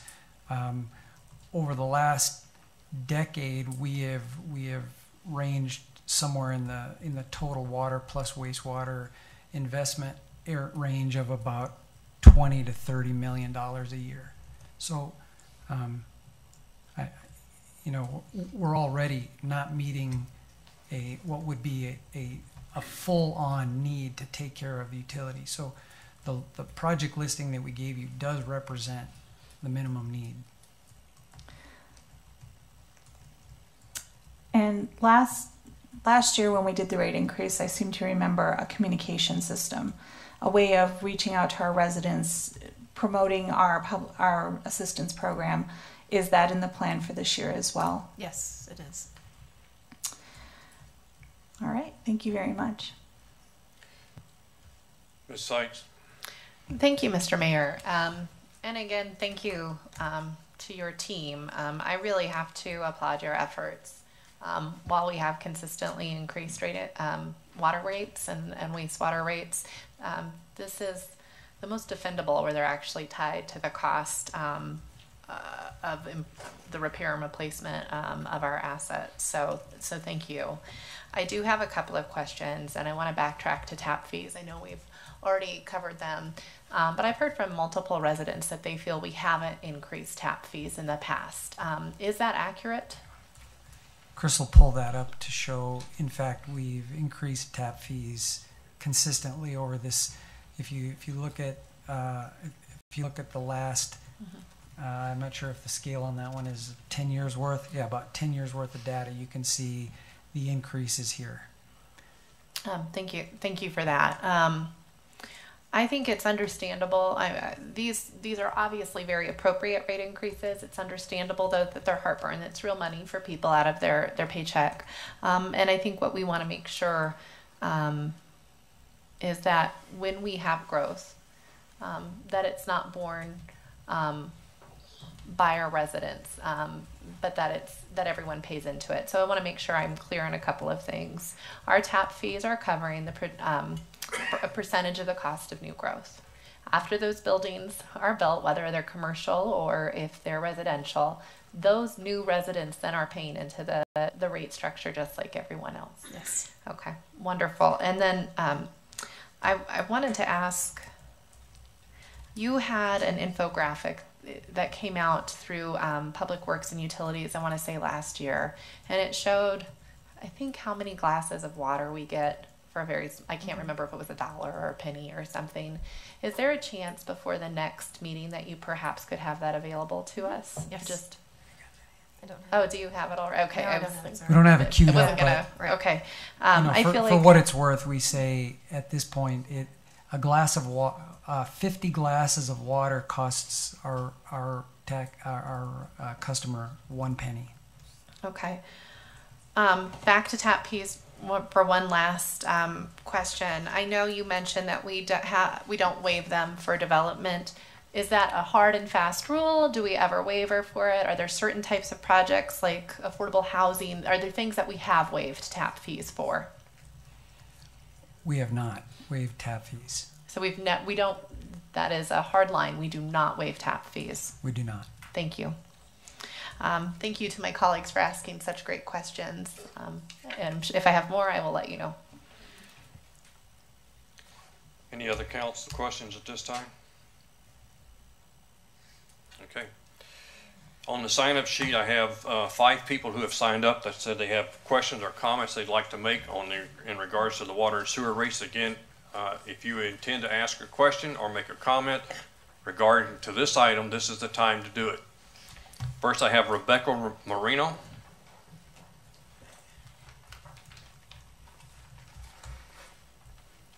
Hello. Yes, ma'am. Do I start this timer? No, it'll start okay. Automatically. All right. Thank you for allowing me to speak. My name is Rebecca Moreno. I'm the HOA president for the Westminster Homes community over off of 80th and Wolf. I'm actually here tonight and thank you for that presentation. I see that you did put a lot of effort into making it equitable, but let me present another scenario for you all together just to consider. When our homes became condos, prior to that they were apartment complexes, at which time they were all metered as one. We have approximately 144 units, and they're all single family homes now, but prior to them becoming condo conversions, they were an apartment complex. They are still not metered individually. So we share the burden of our water collectively. To add to that, 50% of our homeowners, or 50% of our tenants are renters. And I would guarantee you that probably the majority of those folks qualify for low-income housing. However, because we're a condo association and we collectively share our water, we don't qualify for anything at all. We have participated in your conservation program. We had Brian Donahue down at our community last couple of months. We have a conservation committee. We have our HOA association. Beneath it, we have governance groups, and we have committees that run our conservation. We have committees that run our parking. So we collectively try to find solutions, including conservation, in our community. However, when 50% of your tenants don't own or have, really don't want to contribute or don't have the need to or don't understand or don't know because their landlords aren't communicating that to them, it's really hard. And so we just went up in our dues in January, and that represented about $15 a person. With our dues, it was actually about $20 each. So what we're seeing is we're seeing an increase every year. This year, now we're in our planning phase, so we'll be trying to figure that out. I see that you're trying to make it equitable with the tier structure. However, when you think about a community that has 1 meter, we have 2 bills. Last month's bill was $18,000. So we have 2 bills that we pay for our entire community at $18,000. Trying to figure out where we fit within that tier is confusing. In addition to that, we're also in our planning for next year. And so it'd be really helpful if we had somebody that could maybe help us plan for this, help us maybe figure out if there's something that we can qualify, because we've tried a lot of different avenues. We had contractors come in and go through our housing units and make an offer that we can probably self-meter each unit at a cost of $7,000 a piece. But that across, again, this is something that has to happen collectively for our community because we share walls. And so if one person goes, that person also, their neighbor needs to also go. So that's $7,000 a piece. So we're kind of stuck. And as these water rates increase, we're increasingly held hostage to everything around us, and we have no choice but to pay. I lived in a home prior to moving to the condo. I had no idea how that worked. I didn't even think to ask about condo conversions, water meters, whatever. When I lived in a 5-bedroom home, my water bill was $75 a month.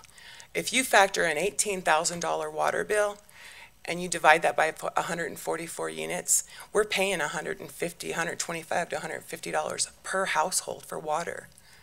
We can do as much as we can to try to mitigate leaks, put in processes and hope for. We just passed a policy that we had to go through with our attorneys about swimming pools and slip and slides. I mean, just walking through the community, I'm appalled that you have a pool out, And so we can do all these things, and we can implement policies to support us, and so we can violate our homeowners if the need comes to that. But there's nothing else we can do. So I hope you consider that while we're still going to be considered a single-family residence, we're going to be high-tiered, but we're actually using water like a commercial business. So keep that in mind, and I hope that I'm able to maybe make some contact tonight with somebody that can help us plan for next year. That would be really something that I'd like to walk away with, and just the thought that somebody else can consider that we should be being billed as a commercial. And that's all. Thanks. Thank you, ma'am. Mr. Fittis.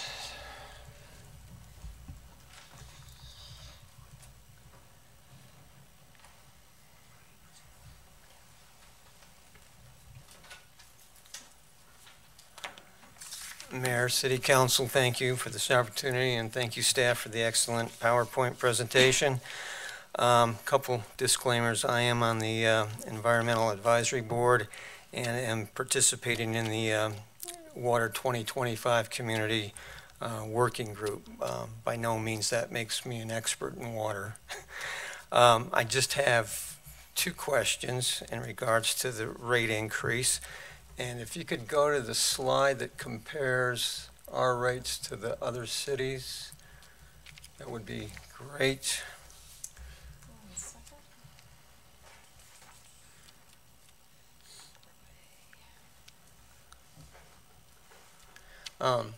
Obviously, our rate is below the average, but if you look at two of our neighbors, Broomfield and Arvada, they are on the lower part of that scale, and I'm just curious as to what they might be doing to keep their rates lower than our rates, and if you've investigated that or have any idea what we could incorporate to keep our rates lower. And the second question is, you've talked about the $109 million debt going forward. I'm absolutely behind the new clean water treatment plant because it's absolutely needed, but is that $109 million debt enough? Or are we shortchanging ourselves at this point? Those are my two questions. So if you don't mind, to speak to your first question, this graph is challenging simply because we don't know how our neighbors are spending their money. So I don't know what Broomfield or Arvada use for their rates to pay for any of their operating expenses. So I don't know what they do to keep their rates at the levels that they are. We do survey each of our neighboring utilities, actually this whole list, in the first quarter of every year so we can create this graph. So at the same time, I don't know what Erie does to be at the high end of the spectrum as well. Sure. That's something that we would probably have to call each of them and ask them some very detailed questions, and ultimately, I don't know how they spend their funds. That said, there is a companion slide to this. I don't think we have that version queued up, but there's a companion slide to this that shows, that's set up for the comparison of tap fee. If you look at that slide side by side for this one, what you'd see is Broomfield is on the opposite end of that with their tap fees. So every one of these entities has decisions to make on revenue with rate and tap fee. And as Chris said, we're not sure how any of them, what their age and condition of their systems are. So it's hard to say how they spend their money, especially on the capital side. And that's why we put such tremendous effort into our inventory, our condition assessment, and the long-term planning. And on the second part of that with debt, what we're presenting to council in 2 weeks is just for 2019 and 2020. In order for us to fully execute all of, say, Water 2025, there is another debt issuance, at least forecasted at this point, for the year 2023 to help with the construction piece of Water 2025. And part of debt, we use it very judiciously. We just finished a review with our rating agency, with one of the rating agencies, and again got a Tammy AA plus. Yes. AA plus and stable outlook. AA plus, and both our consultant Raf Tellis as well as the rating agency indicated that we are under leveraged on debt. We have less debt than most utilities our size. Okay, thank you. Thank you, sir. Mr. Lewis?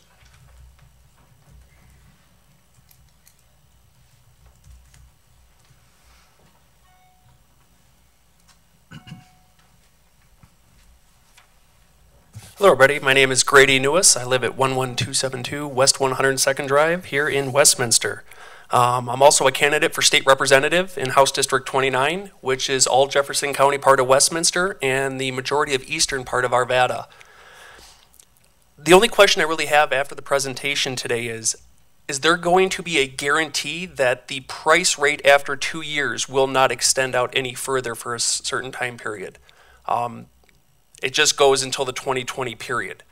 What are we looking at in 2021? Are we going to stop? Do we have a definitive answer on increases of rates after 2020? There's no way I could sit here today and give you a guarantee of what that recommendation will do in 2 years. We're specifically designed to present a 2-year budget. Our planning extends out 10, 15, and 20 years based on the need of the infrastructure asset. And, you know, if you just look at, I think if you look at the slide that talks about the rate increases over time, it would be irresponsible for me to say there would be no further increases after 2020. Okay, well, thank you for that answer. Unfortunately, this appears to be very similar to the single hauler trash issue last year in the fact that City Council could not guarantee a rate after a 2-year period. I see this as being an ongoing concern with constituents when I'm going to the door. It's nice to know what's going to happen in this first 2 years, but how are we not guaranteed that it's not going to go up another 40% in 2021, or just some random numbers? And I think that's a concern everybody here should be taking into account, what happens after this 2-year period. I personally, as a candidate right now in Jefferson County, we have 4 ballot measures that are going to be on your ballot in November that are tax increases. One is a 20-year 0.62% sales tax increase. Mr. Newis, yes. how about sticking to the subject? Well, I'm just saying, on the affordable aspect of living in Westminster, everybody here needs to know that we have massive tax increases coming to the ballot in November. And we are also looking at basic a usage tax increase here on this. I just want everybody to put this in perspective of a statewide issue that we are going to be giving out a lot of money potentially out of our pockets. I just want council to take that into concern, these other ballot measures that are going to be impacting the attainable affordable housing for people like myself. And I guess lastly was the one word I kept hearing, and there's a lot of talk about subsidies in this. We hear everybody's going to pay more. Some of that more is going to help subsidize other people, and those who are hit most are going to have a massive usage tax. And then we hear at the end that we're actually going to try to talk about connecting subsidies for people. That is not the role of government. The role of government should be to get people off of subsidies, not connect them to more. And I think that we need to take that look and we need to say, you know what? We understand that there are people that need help in this community. Are we getting them the resources where they don't need that next subsidy? I'm very middle class here. I cannot afford to pay for anybody other than my wife and my 2 kids at this time. So please take that into consideration. I applaud you for this presentation. It answered, I crossed almost everything off of my list that I was going to talk about. There were great questions from some of the council members that answered questions that the constituents would want to know. So I thank you for your time and your consideration. Ms. Butcher? Ms. Booker, thank you.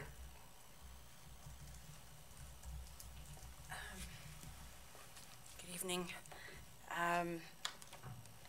My name's Tanya Booker. I live at 11041 Seton Court. I've lived in Westminster for about 6 years now with my family.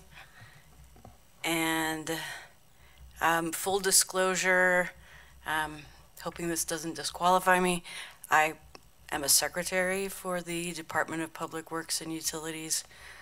I've worked here almost 3 years now, paying bills, answering the phones, that sort of thing. So this stuff I know a little bit from the peripheries of setting up meetings and things like that. I felt compelled to come here as a resident because in the couple of years I have worked with Public Works and Utilities, I have learned a lot. Previously, I have no background in engineering or anything like that. I was an English teacher, so yeah, my math skills are, you know, addition and subtraction. Although I played around a little bit tonight, it seems to me, I know that we're not the only city in this position. I think this is a nationwide problem, that we have underfunded our infrastructure so much and kicked the can down the road that all of a sudden, for us to get back to where we can pay for a $5 billion system, we've got to make some huge leaps. And it's scary. Yeah, nobody has money or feels like they have money, but I really don't think that shortcutting water and wastewater services is the way to go, because you can't live without water. And I know nobody ever wants to raise Flint as an issue, but in that town where all they were looking at was the bottom line, they made some very poor choices that had devastating costs down the road. So I don't know, it's a painful issue, but I would urge that we need to pay more. And I say that as a bill payer. Thank you. Okay, thank you, ma'am. Next person who signed up is Bruce Baker.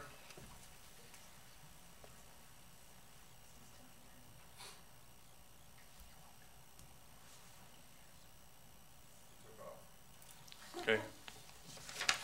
All right, that was the last person that I had signed up. Am I missing anyone who feels that they need to make a comment on the sewer and water rate proposals?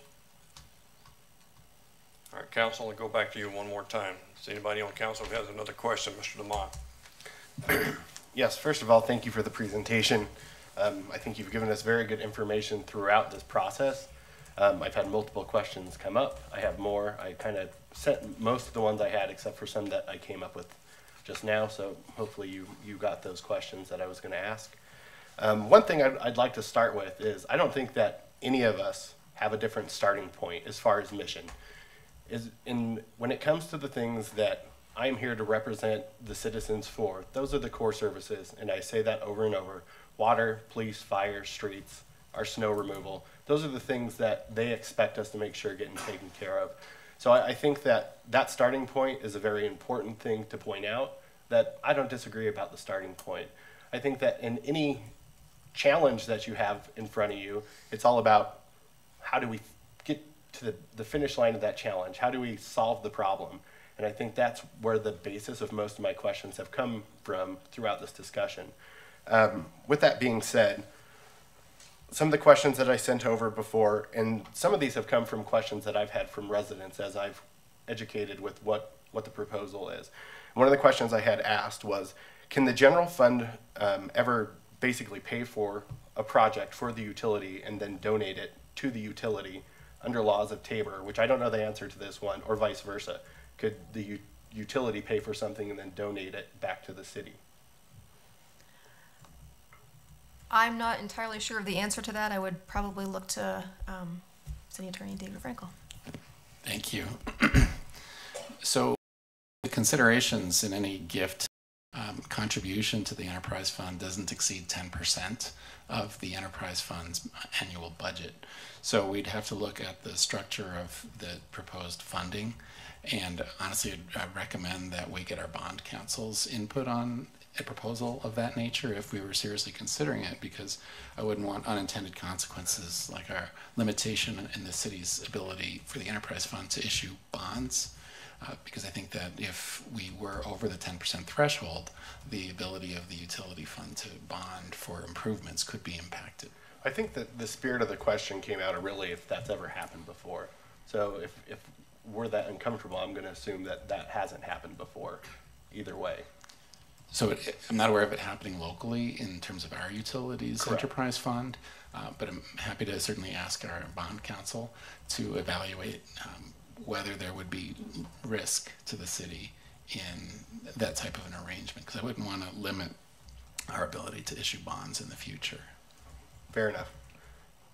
The next question I have is I'm curious about water supply. So I know that when we talk about build out, there's a couple of things that raise to mind to me. So, and I've brought this up before, we don't really know what build out is at this point. I mean, we're getting ready to do a comprehensive plan. So part of my uncomfortability with these rate increases is, you know, it seems like it's a moving target. Would that be fair to say? Well, what we base it on at present is the 2013 comprehensive plan. So the increases now are to that target, not to whatever we come up with in this current comprehensive cycle, correct? I think that's a fair statement, yes. Again, it goes back to the primary purpose of what you see on that CIP project list for 19 and 20 is taking care of what we own. So whether there's growth or not, a list like that it stands firm. Okay, thank you. Another point of this whole presentation that has some conflict for me is the conservation piece. Not because I don't think it's important. If you go to my house, you'll find low flow toilets, low flow everything. Thank you. And I do see the difference. I mean, when we went through our home and we changed to all energy efficient appliances and we changed all our water fixtures, it made a big difference to our budget, which was nice. I got 4 kids. They're expensive, and the more they grow, the more they eat, the more they cost. So more water they drink, more showers they take. I mean, it doesn't stop. So, you know, but the rub comes for me in the fact that we do have these things to pay for, and I don't disagree with that. But if we are encouraging people to, by essence of conserve, not that it's a bad thing, we're saying go out and conserve, we're almost self-defeating in my mind, and I don't know how we balance that. And I don't know the right answer to the question, but I think it's fair to at least bring it up for purpose of why I have a problem with portions of this. I mean, there's multiple facets of you know, my conflict that I've brought up with it.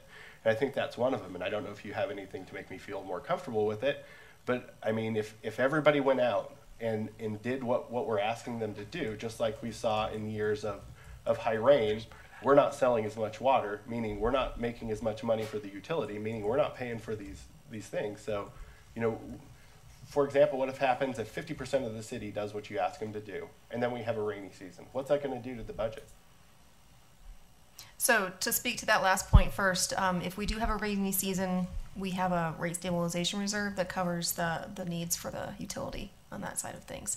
As far as conservation goes, it has been, I think, over the last 10 or 15 years, especially in the Front Range, a lot of conservation efforts since the 2002 drought, and then people are conserving, and yet rates continue to go up. So actually, to speak exactly to this point, several years ago, one of my colleagues and I wrote a paper for American Water Works Association to answer that question for Westminster. And so rates will continue to go up, they just won't go up as much. If we did not have conservation in place, we would have had rates go up, I believe, an aggregate of 135%, and for water and for sewer about 20%. So rates are still going to keep going up, just not as much. To the extent that we don't have people using as much water, we don't have to build as much infrastructure. And if I could also add on to that, we also program that in and count on it in the planning that we do. So on the water supply plan, there's 3 components that we need to achieve when we talk about a water supply gap that's out into the future for build out. We count on closing that gap by 3 different things. The opportunities as they present themselves to acquire water and water rights, we count on it through conservation, which is at least 50% of that target. And then we count on it through optimization. And optimization means, again, going back to that capital improvement program to do the projects that are typically on a list like this so that we can eliminate water loss, water leaks, etc. So they work in concert with themselves, and you will see that again when we, in accordance with the comprehensive plan, we are also revising the water supply plan to go with it. On that note, I mean, and a lot of what you've said makes sense to me, but the question still remains in my head as what percentage of what we're trying to accomplish here is to conserve so that we can further serve, these high dense areas that we've committed the city to, versus what percent of this is going to help us pay for these CIP projects. And I know maybe you don't have an answer for that, because that's kind of a variable question, but that's what I'm struggling with, with the proposal. Yeah, I don't think we do have a direct answer for that, but maybe using what Chris talked about with cost avoidance, the best thing I can suggest with cost avoidance is if there's a way for us to minimize or eliminate the need to acquire additional water, that's where the greatest expense we'll ever see is. If and when it does become available to purchase water rights, they are expensive. Do you know on the amount of water, and I think this was in the note I sent, how much is sent basically back downstream that we don't use, that we have available to us by our water rights? Yeah, so the simple answer to that is not simple. I didn't imagine it was. Water accounting, which derives from water law in this state, is incredibly complex, and we have 1.5 FTE devoted to just water accounting because it's a daily task. So the best way to answer your question perhaps is we have a storage amount in Stanley Lake, which equates to about 50% of the volume of Stanley Lake is Westminster storage rights. The other 50% is divided between Frico, North Glen, and Thornton. So most importantly, all the actions that we take, and like when I send you the monthly updates on water supply status, I always say staff is continuously working through the water accounting and operations to maximize that water storage. So we use our downstream reservoirs like Jim Baker Reservoir, like West Lakes, and like Wattenberg that we're going to bring online at the end of 2019. We use those to meet the obligations that we have from the state by decree or by agreement for return to the river. So we take in and preserve the highest quality water in that reservoir called Stanley Lake, and we meet our obligations either through those downstream reservoirs or from effluent that goes back into the creek from Big Dry Creek wastewater treatment facility. A complicated issue. One of the other questions that I have comes around with this idea of what was originally proposed to us. So it was originally proposed, I did go out and share, and in your summary statement, it was in the summary statement that it was a net 10% each year, and Correct. then 16% in waste and 12%. And then I see us going on a PR campaign, frankly, saying, well, this is being mischaracterized. And, I think that's an unfortunate thing that this back and forth even had to happen when I'm directly reading from the agenda that was provided to me as a council person. So that became very frustrating. And that's where you saw me go back, and I really dug into what the percentages are. Because the only reason that it was shared that way is because that was what was presented to council and the public. And I thought it was fair to share that with the public. This is what we're being asked to do. What do you citizens who I represent, how do you feel about that? I think that that's fair. And when I went and dug into some of the percentages, like in the second tier, it actually goes up 38% in that first year. And then it tapers off a bit in that second year. So 10% was the lowest of the increases. So I'm just curious, why was it presented that way? Because if we didn't want it presented that way, in the future we could avoid a lot of back and forth to not present things in a way that you wouldn't want I as a counselor to go share with the public. And you may hear frustration in my voice over it because I am very frustrated. It comes across that I'm somehow being dishonest when I am in fact reading a summary statement from agenda provided to this council. That's right. Absolutely true statement that the percentage increases that you just stated, 10% for water and 16% and 12% for wastewater they appear numerous times throughout the 8 written documents and 3 presentations that we gave you as a council. And in every case, they were stated as those are net increases needed to revenue.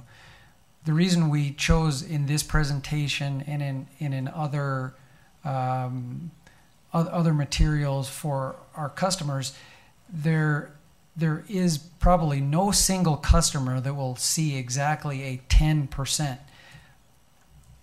But the sum of all of it achieves a net 10% utility between commercial customers and residential customers. That's why I think, at your and all council members urging the idea of putting that calculator on so people could see it and calculate it for themselves was a helpful tool, because it shows what does it mean to me individually. So I apologize if it was viewed that we were changing horses in the middle of the stream. We're not. We stand behind the net percentage increases, but when it gets down to what does it mean to me as a customer, the dollar values end up being more. What we found over time is the dollar values end up being more useful to the customer. What am I going to have to budget for?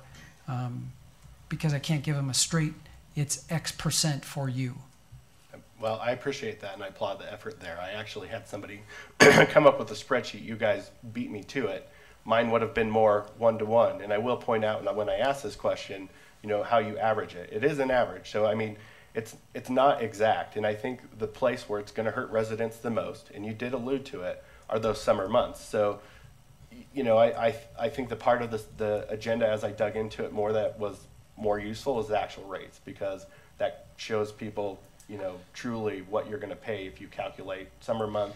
This right. year you use 16,000 gallons. Here's what what you're going to pay next year. Right. So, and we did listen to your comment on that point. In fact, and I'll call what we put out on there, and I would thank the IT department as well, who helped us turn it into something that we could put out there for people to plug and use.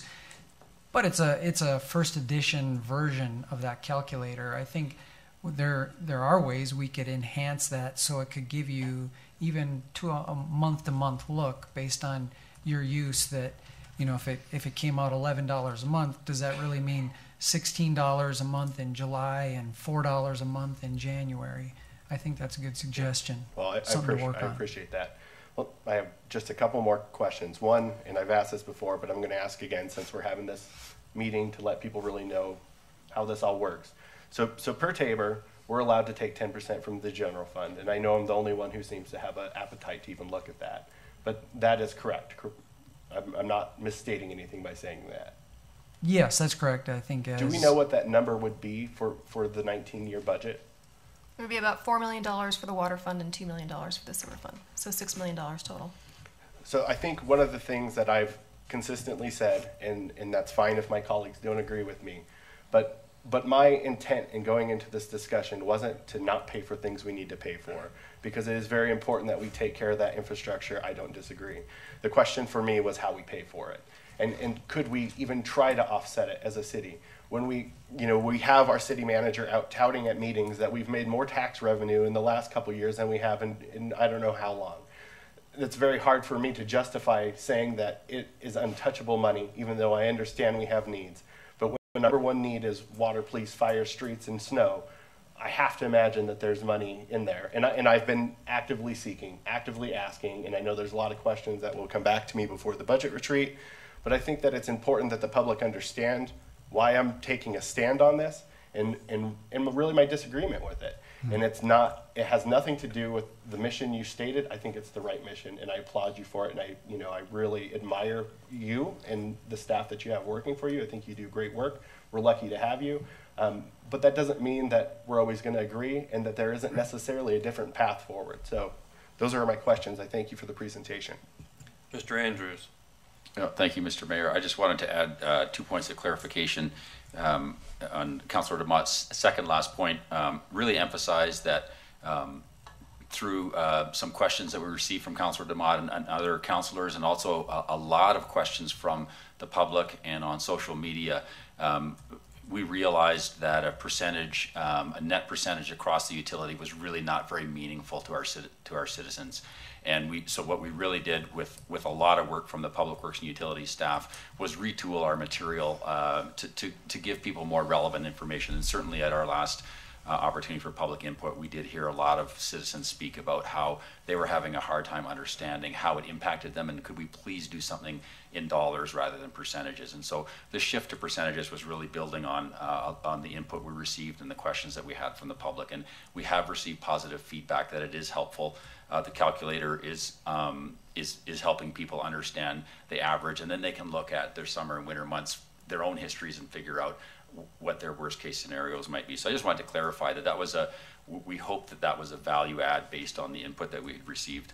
And then on the second point with respect to the potential transfer of general funds into the utility, we spoke earlier this evening with the city attorney, and we do need to the attorney does need to look at provisions in our own charter with respect to that, and I think we'll be getting some advice back from the attorney related to our own charter. Certainly there are a number of potential provisions that may apply to that suggestion, and so we want to make sure that we give you the best advice on that front, and our attorney's working on that for you already.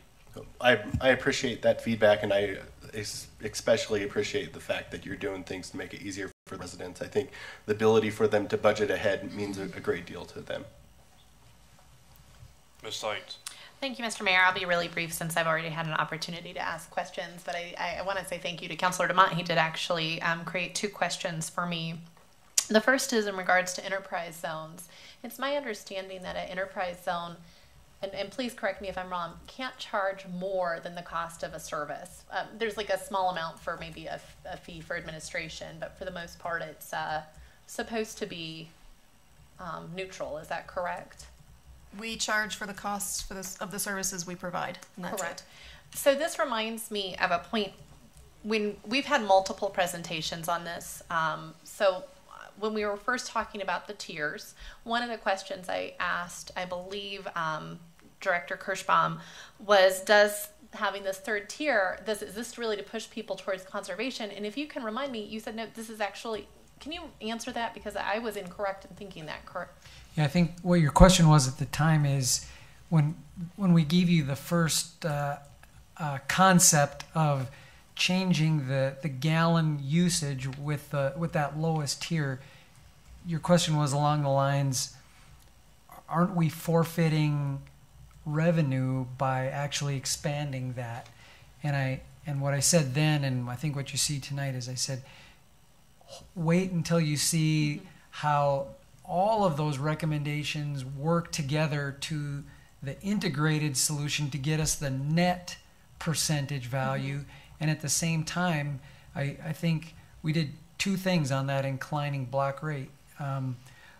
By increasing the size of that first rate, we actually make it then so that if you are mindful of your consumption in your household, you can keep your consumption of your water usage within that first tier. And that was our idea, since that's really life, safety, and public health, promote that. And that's what caused us to go from 4,000 to 6,000, so you could keep that indoor use within that range. And then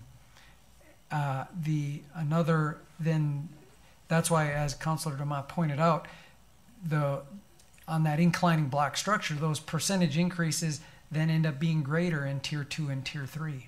Okay.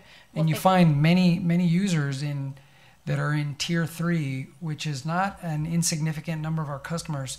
The amount of consumption, the usage, far exceeds what a service commitment quantity for a residential unit is. So it would make sense that pay for what you use, and that's why we see that increase in the rate for the higher end user. Thank you. And that was, I guess, the heart of my question is it's actually the appropriate rate for the use on the system. The higher tier being a higher impact, and the lower tier really being that public health and safety portion of it. I just took more words to say it. No, but thank you. And then I was wondering if you have it available. Actually, never mind. I'll ask these at the next before we vote. Okay. I'd actually like to go back to something that Councilor DeMott, you mentioned a moment ago. So regardless of the funding availability from the general fund, using general fund monies for the utility fund does not work towards our financially sustainable goal. So if we don't receive those funds through rate revenues, we don't get those funds through rate revenues. So then the next year when we have rate increases, we're not getting rate increases from that current year's rate proposal. So if that $6 million that I mentioned, if that came from the general fund side of things, then we would effectively increase the 2020 rates to fund the program that we've proposed. The only thing that I'd say back that I've wondered about that very thing is really the other side of that, and that comes back to conservation and consumption in the system. So if we're not willing in years when, and I understand we have that fund to offset, say, a rainy season, but that's to offset a rainy season. You get a 1-2 punch, and everybody decides to conserve, and we get a rainy season, and we have a project that's in the works. To me, we need to be willing, in my mind, to pull from that. And I understand it's a mix, and I'm asking for a different mix. So I just want to reply because I have thought of that, and I do think it's a complicated thing, and it would take a different mix and a different look at it.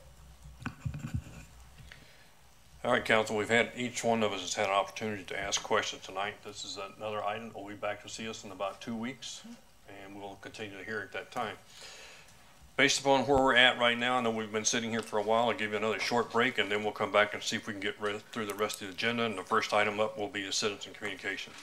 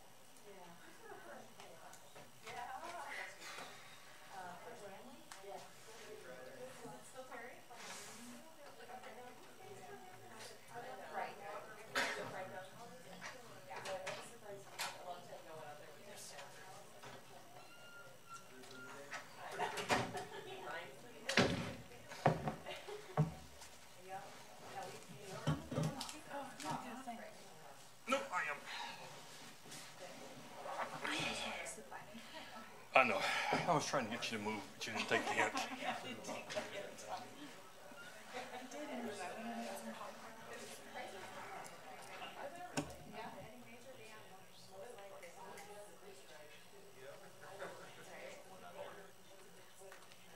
There's sheets there, but nothing on them.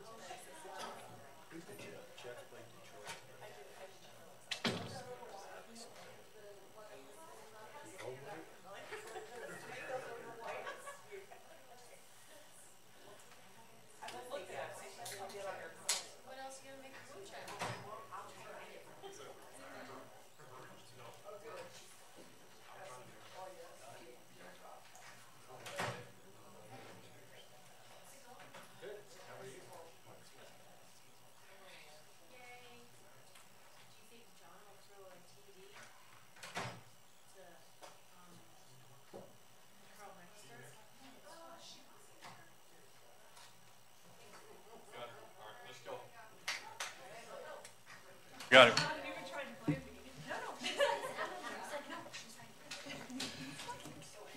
Okay, let's go back on the record.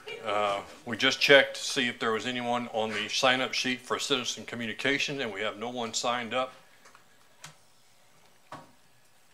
So we'll move on to our next item. Report of the city officials, Ms. Opie. Thank you, Mr. Mayor. Just a couple items for you. One is thank you and to the staff here tonight and the residents for coming out to speak to us about and raise questions regarding the water and wastewater rate and tap fee items tonight. We hope that this information was helpful, and we do appreciate the feedback that we've received. We'll do follow up as appropriate. Secondly, I would like to thank our Employee Recognition Action Team, which is also known as ERAT within the organization. They helped host the Employee Appreciation Week last week, which included a variety of events, including a barbecue, thanking staff for all their efforts throughout the year to help make this a great community to live, work, and play in. And that's so important that our employees, that the quality of services that they provide to our community is exceptional. Other item I would like to acknowledge is the employees that received their service awards tonight for their length of service and their tenure. Again, these employees, their dedication to this community is so important, and the great care that they provide in delivering those services to our residents and businesses is important for us. And then lastly is a couple reminders. We covered one exec session in the pre-meeting, but we do still have one executive session item for tonight. And that we also have the budget hearing, which is coming up next, which will be followed by a budget retreat with City Council next Monday night. So thank you very much. Okay. Council, any comments from the council? Mr. DeMott? I just real quickly wanted to take a moment and give pause. Tomorrow's 17 years since 9/11, and I know there's been, besides the thousands of people who lost their life on that day, and the thousands more that have lost their life afterwards from things like asbestos and rescuers and all the different first responders on that day and after that day, and I hope you all take a moment to give pause tomorrow and remember them. Thank you, sir. Any other comments from council? For those of you who will be here, reminder that the Public Safety Recognition Foundation event is Thursday night. Unfortunately, I will be out of town and will not be able to attend, but I've informed both the chiefs that we appreciate all the work they're doing. All your certificates were signed earlier. My hand's sore, but they're all signed. So I appreciate your guys doing that, and also appreciate the foundation and what they do for recognition of our first responders and citizens as well in that group. Any other comments? Ms. Scully? I'm sorry, Mr. Meyer. I totally was spacing that this Thursday night, September 13th, is the Taste of College at Front Range Community College. They're celebrating their 50th year in our city, and they invite the public and everyone who wants to come and have a taste of their trucks that are coming to the college and play some cool games and get a look at what the college is like. Especially if you have young kids, it's always a great opportunity to introduce them to a higher education atmosphere and show them what it's like to go to college. Right. Any other comments from council? All right, seeing none, let's move on to the next item on the agenda. Is the consent agenda. It's a group of routine matters to be acted on with a single motion and a vote. We have reviewed these at the pre-meeting and have determined that all items may remain on the consent agenda. Ms. Seitz. Mr. Mayor, I move that the City Council adopt the consent agenda items 8A through G. Ms. Scully. I second. Okay, I have a motion and a second. And we'll get there in just a second. All right. Please use your lights. And the motion carries on a 6-0. Next item up on the agenda is item 9A. This is adoption of resolution number 22. Ms. Byrd. Mr. Mayor, I move to adopt resolution number 22, appointing members to boards and commissions to fill vacancies on the Inclusivity Board and the Special Permit and License Board, respectively. Ms. Scully. I second. I have a motion and a second. Is there any comments or questions? Yeah. Yes, I just want to comment. I know we've had a lot of, the audience is really dwindling, but we've had a lot of our boards and committee people here tonight, and thank you so much for being involved in the process. It really takes a lot of work to be that advisory voice for City Council and for the city as a whole. So thank you. Any other comments from council? Seeing none, this is a roll call vote. Ms. Parker? Atchison. Yes. Byrd. Yes. DeMott. Yes. Pinter. Yes. Seitz. Yes. Scully. Yes. We got one more to come up, folks. Oh, I apologize. That's Okay. me, Mr. Mayor. All right. Vote carries on a 6-0 vote. Next item up is item 10A. This is a period of time we will open up for public comments regarding the proposed 2019-2020 city budget. Have anyone who has any comments they'd like to add on the budget proposal? Okay, we'll move on. Next item up is adoption of resolution number 23. Ms. Seitz. I move to adopt resolution number 23, authorizing the assignment of $5,942,003 of the city's private activity bond allocation for 2018 to the Colorado Housing and Finance Authority for the qualified purposes set forth in the resolution, and authorize the mayor and city attorney to execute the necessary documents. Ms. Scully. I second. We have a motion and a second. Is there any discussion by council? Ms. Pinter? Nope. Okay. Again, this is a roll call vote. Ms. Parker? Byrd. Yes. DeMott. Yes. Pinter. Yes. Seitz. Yes. Scully. Yes. Atchison. Yes. Motion carries on a 6-0 vote. Ladies and gentlemen, for the council meeting portion, that is all we have on our agenda tonight. I would remind the council we do still have one remaining executive session item, so if we can move quickly under there, we might make it out of here before our time runs out.